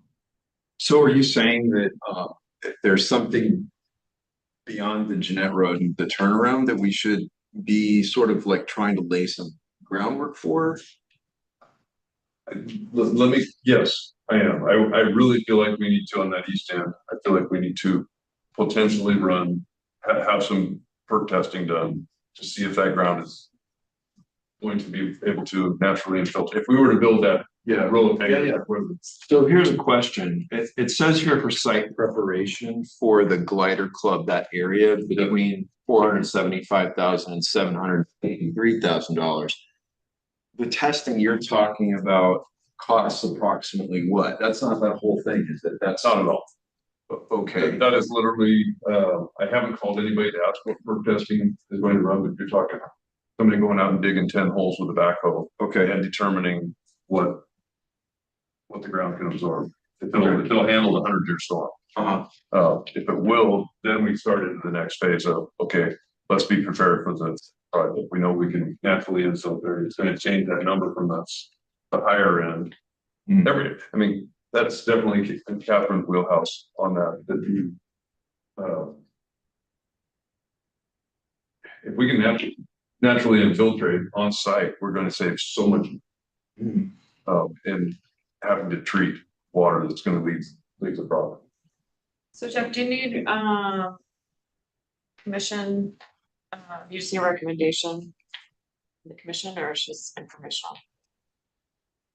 I think what I'm hearing, if I could just jump in, I'm hearing, let's go ahead and move on Jeanette Road. That's what I'm saying. Let's work on the roundabout and then do some perk testing on the east side. Is that consistent with what you think is best bang for the buck and worth doing? Yes. So I'm supportive of all that then. So there's this little red paint at Jeanette Road, and the fire trucks will just turn around. Okay, Okay. perfect. It's probably literally some striping on It's probably more so, please don't park here. it. Yeah, please don't other park here, and if there's any county permitting. Lights. Yeah. if they're going- We do have one more item, so if we could get Flex Consulting up. Yes, please. Hey, guys. This is my kickoff. 2 minutes, just kidding. Yeah, I think you could head up to the. And Andy, can you run through the presentation? Yeah. Is it okay if we take a 2-minute break? I don't mind. I'm not in charge, though.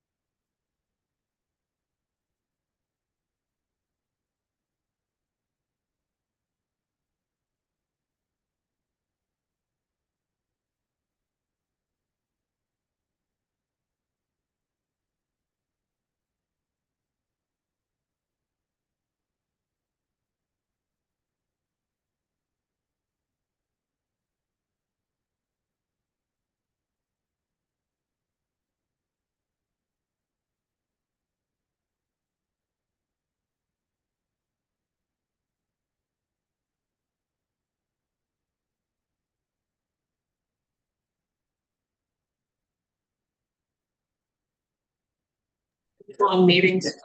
All right. Where's dinner? It's networking.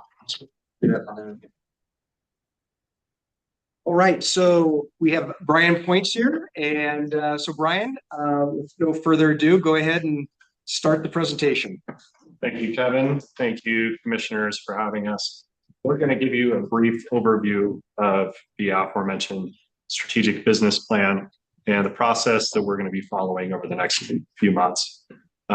Before I go any further, we left some further gifts for you all on the table over here. I did check the Oregon revised statutes, and they are less than $50 in monetary value. Yeah. Totally safe territory on that. Next slide, please.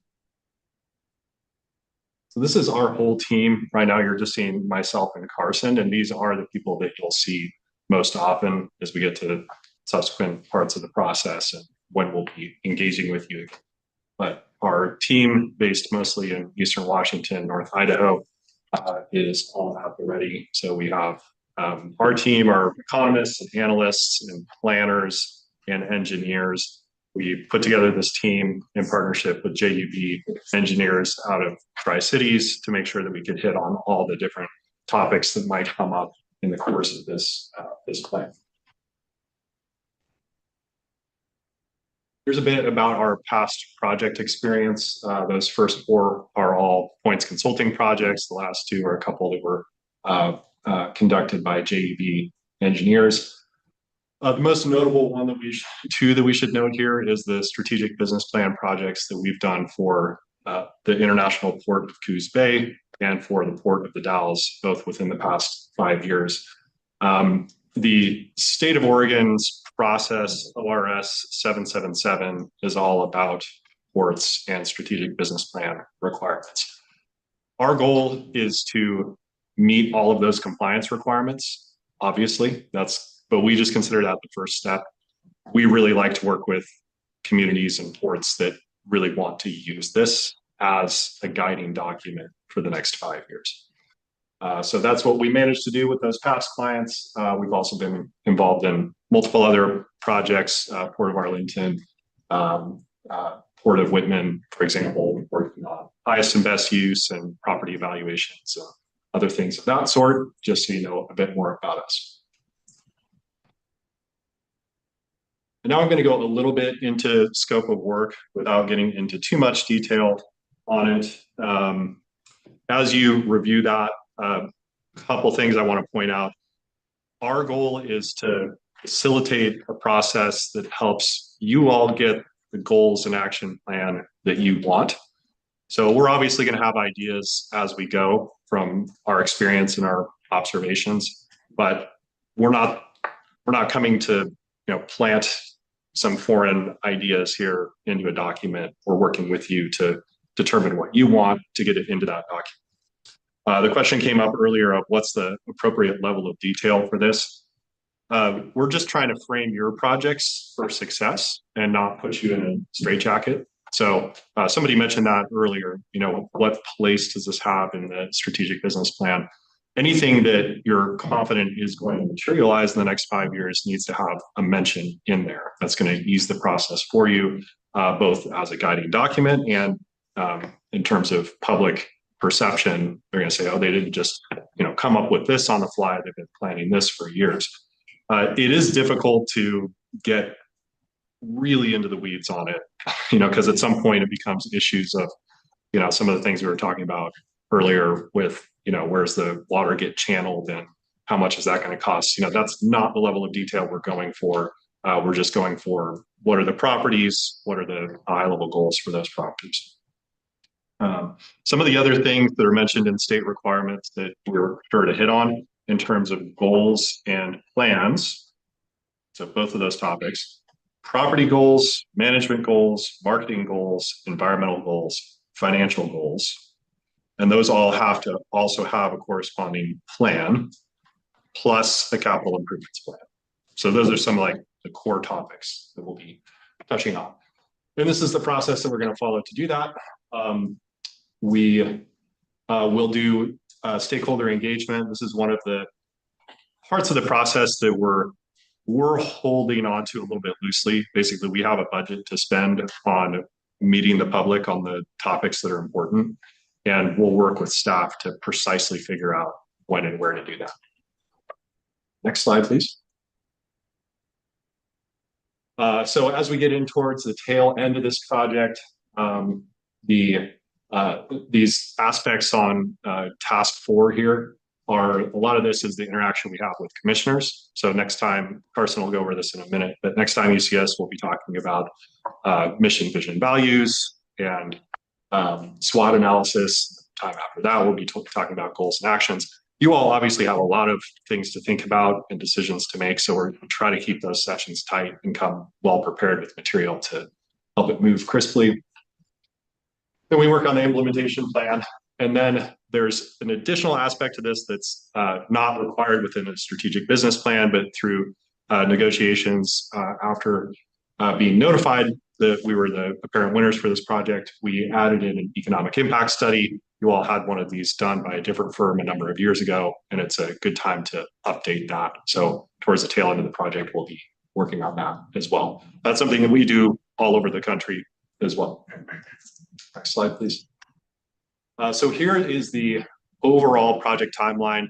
We didn't give you the printed out 11:17 version because you already had a lot of those on your desk, but we do have one if you do want to see it. Here's the dates that you generally need to know about. So we're starting in the spring. We're going to be ending in the late summer with that final SVP and the economic impact report. And you see some of those commissioner workshop dates that are placed into the plan here. And with that, I'll pass it over to Carson. We'll go into more detail on those things.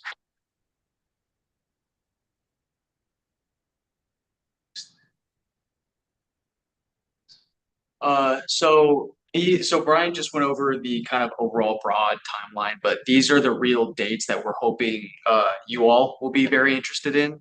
And hopefully you'll be able to pay attention to them a little bit closer. But so obviously we're planning to do about a couple workshops with you all to make sure your input is heavily provided in the process, because it's supposed to be a guiding document for you all and have all of your goals and actions that you want to see taken in place as well. And so some of those dates would be, obviously we're here today, this is kind of a kickoff meeting for the project and spring planning meeting. And then we'll be back in a month in May for the May commissioners meeting. And this is where we want to kind of workshop, like Brian was saying, our SWOT analysis that we're coming up with, and also the mission, vision, values, and those sort of things. So you have those anchor statements and some of those big overarching strengths and weaknesses that you all have to go forward. And that's part of our process that we took today. Is we went around and toured a bunch of the facilities and some of the town, and that'll give us a really strong foundation to start on the SWOT analysis. But we want your input as well, since you guys have been here a lot longer than us. So that'll be one thing. And then we'll take a couple months to kind of put everything together and come back and present you all with a draft version of our goals and actions and the real implementation plan for all of those things, bringing together the stuff at the airport and the marina and all of the other buildings that you all have and the actions that need to take place, along with the capital improvements plan, and show you some of those draft actions and goals, get your all sign off for that, do another workshop with you all, add more onto there as needed. And then we'll come back again in September and do a final rollout and presentation to you all. And so hopefully by then you guys will kind of know what's all gone into it, because we've been here a couple times. And then the other thing to mention is the public engagement that we're doing. As Brian said, we're still going to work through with the staff on exactly what that will entail. But right now we kind of have a broad vision of open house, public meeting, some direct tenant engagement, seeing what they might all need, and kind of trying to piggyback on other community events to get engagement from folks that visit the facilities frequently. And so these were a couple other additional optional tasks that we had included in the original scope of work for the proposal. And as you can see, the waterfront recreation enhancement plan was a part of it, and that kind of fits into the whole conversation we are talking about earlier of the marina kind of master plan type of stuff going on. And that's, so like Brian said, for the strategic business plan right now, this is bringing everything together in one guiding document. And so what this waterfront recreation enhancement plan is kind of similar to that, but very more focused on the marina and the waterfront and that sort of thing. So that's potentially an option to add on to the project as well, because our team has the capability and capacity to do that. And then the other option was the legacy bridge strategy and governance transition. So with the changing of the hands from the bridge to the authority and the toll fees going to the authority, and kind of trying to create a more written out plan and process to distribute those tasks over time to the authority, so that you all aren't also paying, but also no longer collecting those tolls anymore. Just trying to put that all into a cohesive plan to move forward. So that's an option as well, that we could tag on to this project. So I know there's been a lot of discussion so far, and you guys have been asking some questions, but we have a couple questions for you all, if that works, if you all have time. So kind of our first question here would be, to what degree do you all want to weigh in on the specific components of the strategic business plan? So as Brian went through the scope of work, that's kind of the needs assessment, which is all of the data on the area going in, and then the action plan and the actions and the goals, and the economic impact assessment and those types of things. How much input in the SWOT analysis, how much input do you all want on the specific pieces? I'll say, I'll go first. Well, I look at this is a partnership with you guys. You guys are the experts. You do this. I would imagine that you have ideas of things that we need to work on. I do know we have a nicely active commission. We like to participate, but we also don't want to micromanage, and we have an excellent team as well. So I would say high level, we don't really need to get into the super weeds. But it's partnership. We don't want to just direct you guys and say, this is how we see it. I don't think any of us want that responsibility. Very specific components I see as the things that we legally need to have in there, and it's not really the creative like minutia that we would be more active in. Yeah. I'm struggling a little bit with the vagueness of the question. I wouldn't want to send you guys off to work on this and you're like, here, commission, here are your goals. And we're like, what?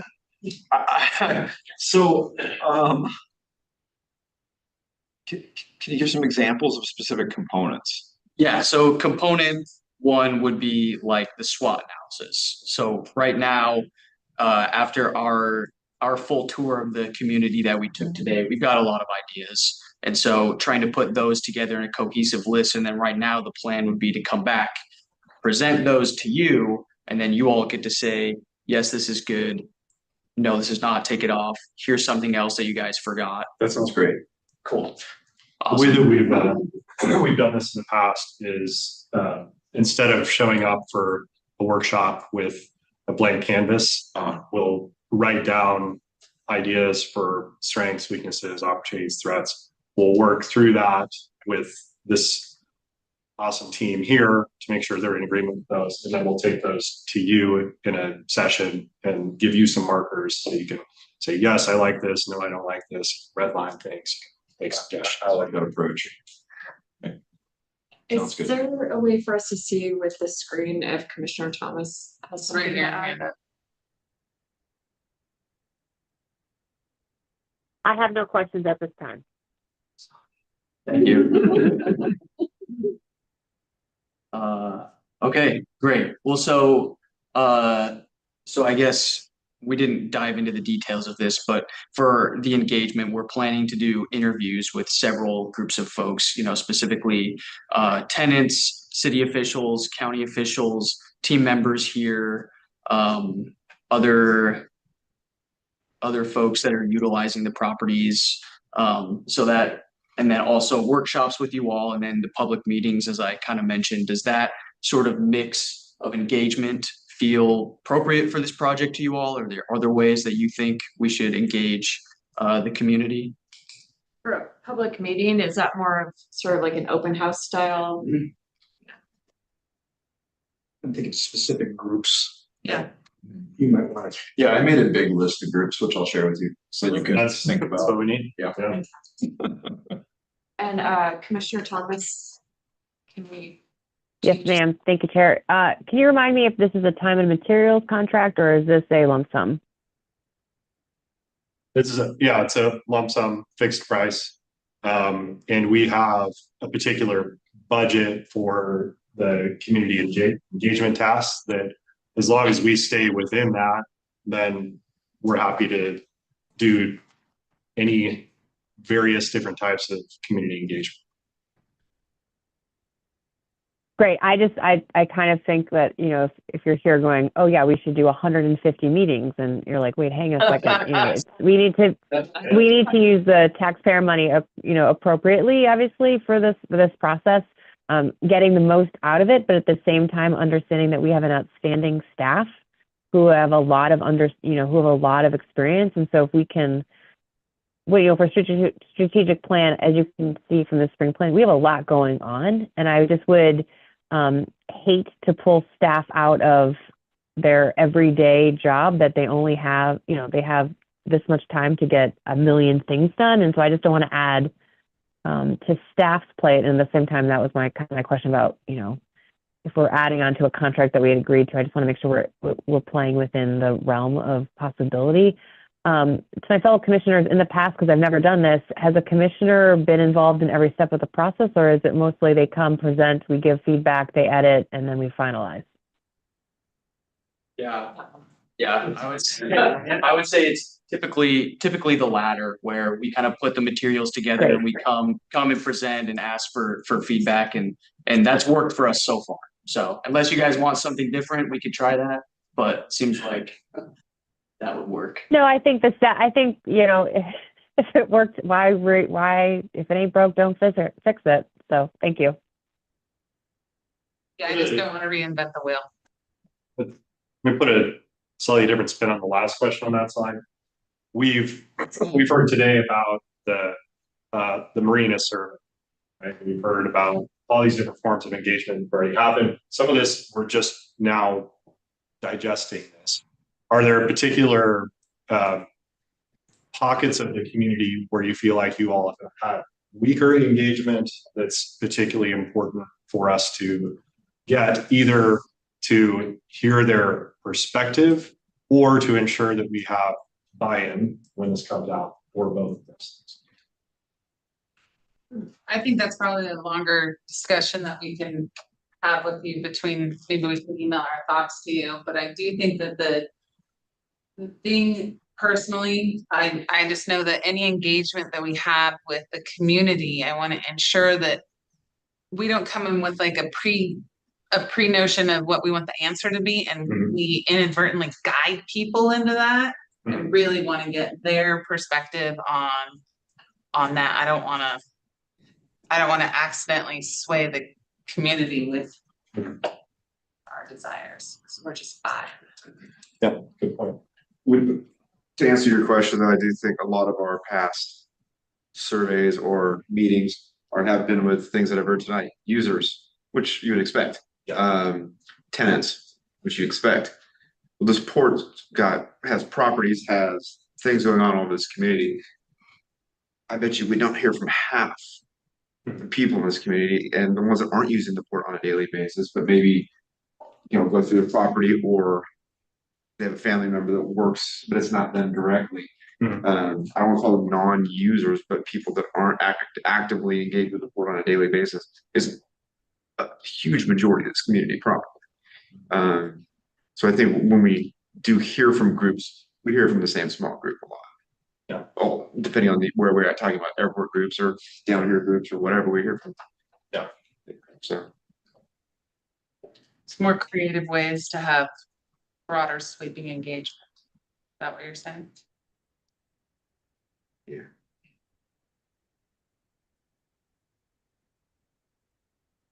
think we're ready for the next slide. Yeah. How about time? So if you notice the dates for the commission meetings.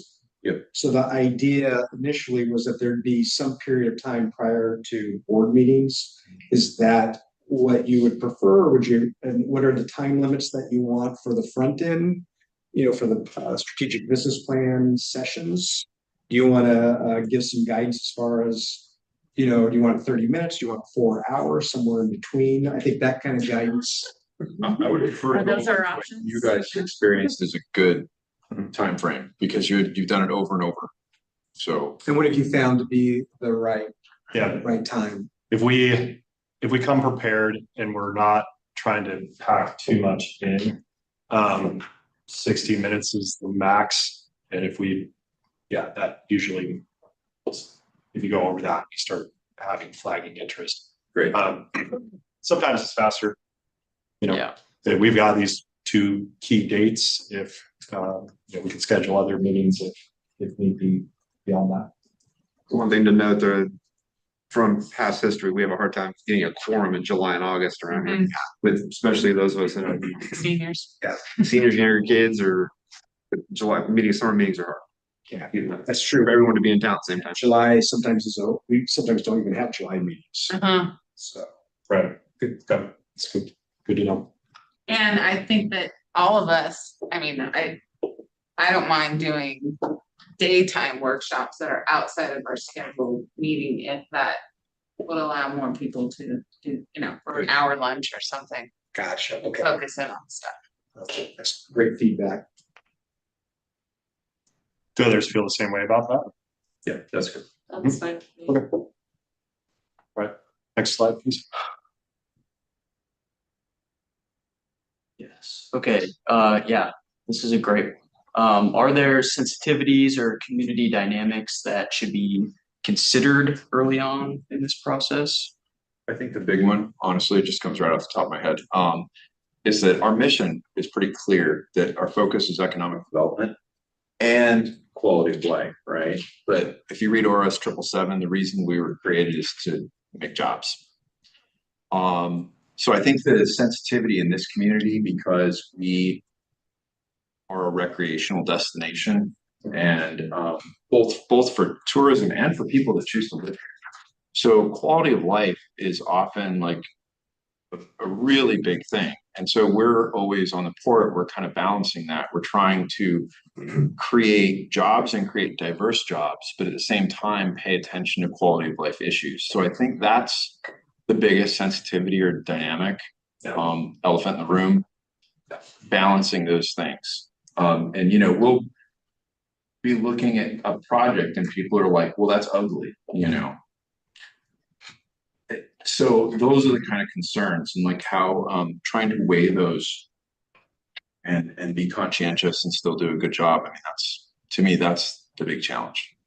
So, and I don't know if you guys have done something like this in a community quite like this. So that's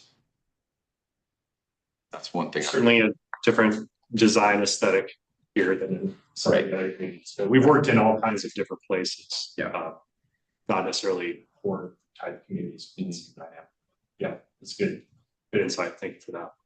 I think that's a tension with all ports in a sense, because there is always kind of this interest in like more trails, more recreation, boat ramps. And we also have to finance that somehow, right? Well, and that's what I was going to piggyback with that is not only do we want to make things beautiful and fun, we are under severe financial constraints. Our tax base is nothing or almost nothing, and our revenue sources so that's another big challenge of bases because there's, we have these world-class recreational things that bring in international tourists. And so there's an expectation to have world-class facilities and support for those. And in an ideal world, we would love to have that, but we have to come up with creative ways of how to actually get it done.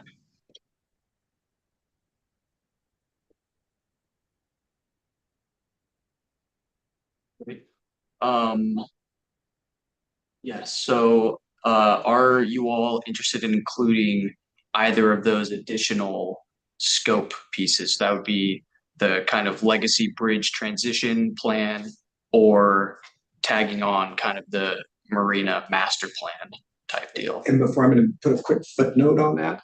So right now, if you recall in our budget, we had $125,000 budgeted for this project, with $50,000 coming from the state of Oregon to offset the costs.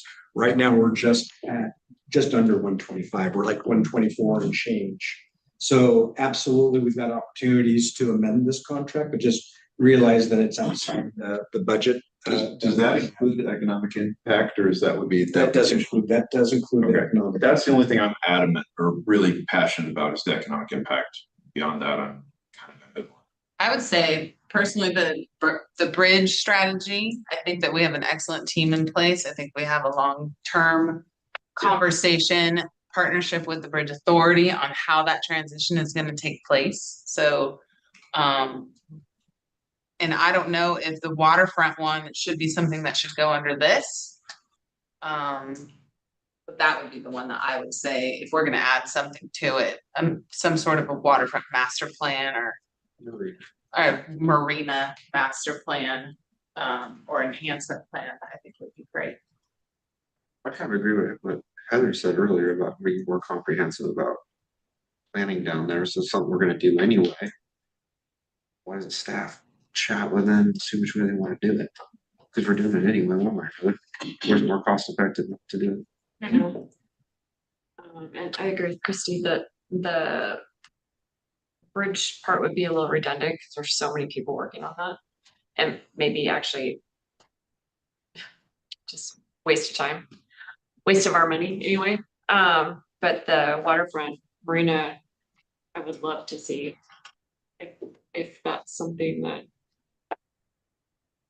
want to go outside the budget. I'm happy to delegate. I mean, I feel like the decision on the waterfront, it can be up to staff. I mean, and your guys' collective opinion, like how you want to do it. If you want the help and you think that's a better use of money and stuff, or if you want to keep it internal and not, like, I'm fine delegating that. Yeah. So that's my thought. So What do you think? I think it would be helpful to have the expertise of this team, on the planning, and I think it would be helpful to have it be sort of one and the same process with our current strategic business plan and what's next for the marina. So I hear consensus that that's something that we can work on, bring back as a contract amendment. Yeah, we're talking about the marina, correct? I mean, yeah. Right. Yeah, that's. Yeah, so what was up on the screen was more of a recreational waterfront from the hook to the marina. And so what I'm hearing is not necessarily that, but focus on the marina planning that Megan brought up earlier this afternoon. And Upland too, I think. I like the idea of looking at it as making it more comprehensive, the whole thing. Why not? It's contained area, might as well do the whole thing. Gotcha. Marina base. The whole Marina marina base. base. Okay, right. Okay, that's great. So then what we can do is work with Points Consulting, come up with a scope of work and then come back with a contract. Okay. Great, thank you. Thank you. Could I have one follow-up? Oh, yeah. Commissioner Becker, why the economic impact? What's important to you about that? It's important because that's why ports were formed. And if we don't have a metric, then it's very hard to measure how successful we're being. Yeah. Does that make sense? Yeah. Yeah. Yeah. So if and we have one back ways, yeah. I think a robust one was done in 2014. Sounds about right. Right. Yeah, so to me, seeing an updated economic impact kind of it's kind of one of the things we can use to measure our success, whether we're on track. And it might also help identify new priorities.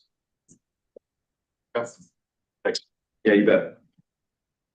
And then just speaking to the bridge, I think to echo what the commission said, we have a bunch of people working on it. And in July, the bridge becomes federalized. And so I don't think that there needs to be any sort of bridge discussion in this, just specifically because eventually it's not going to become a Port of Hood River issue. And I think that'd be a waste of time. I don't know if my other commissioners agree, but I think we should really streamline what we want this to do. And we all know that we're going to be building a bridge here, hopefully very soon. So I appreciate the thoughtfulness in the presentation, but I would urge us not to put too many ingredients into that recipe, because we're just going to dilute what we actually are doing here overall. Okay, thank you. Yeah, sounds good. That's all that we have, unless there's any further questions. Thank you. Thank you. We're excited. Thank you. Thank you. So does that, there anything else? I think we're done with spring planning. Okay. So if you want to adjourn, then we can go into a very brief regular session. Yep, I hereby adjourn spring planning. That concludes our spring planning work session. And I'll call regular session to order in a few minutes. You guys need a break or just want to rock it? rocket? All right, cool. Yep.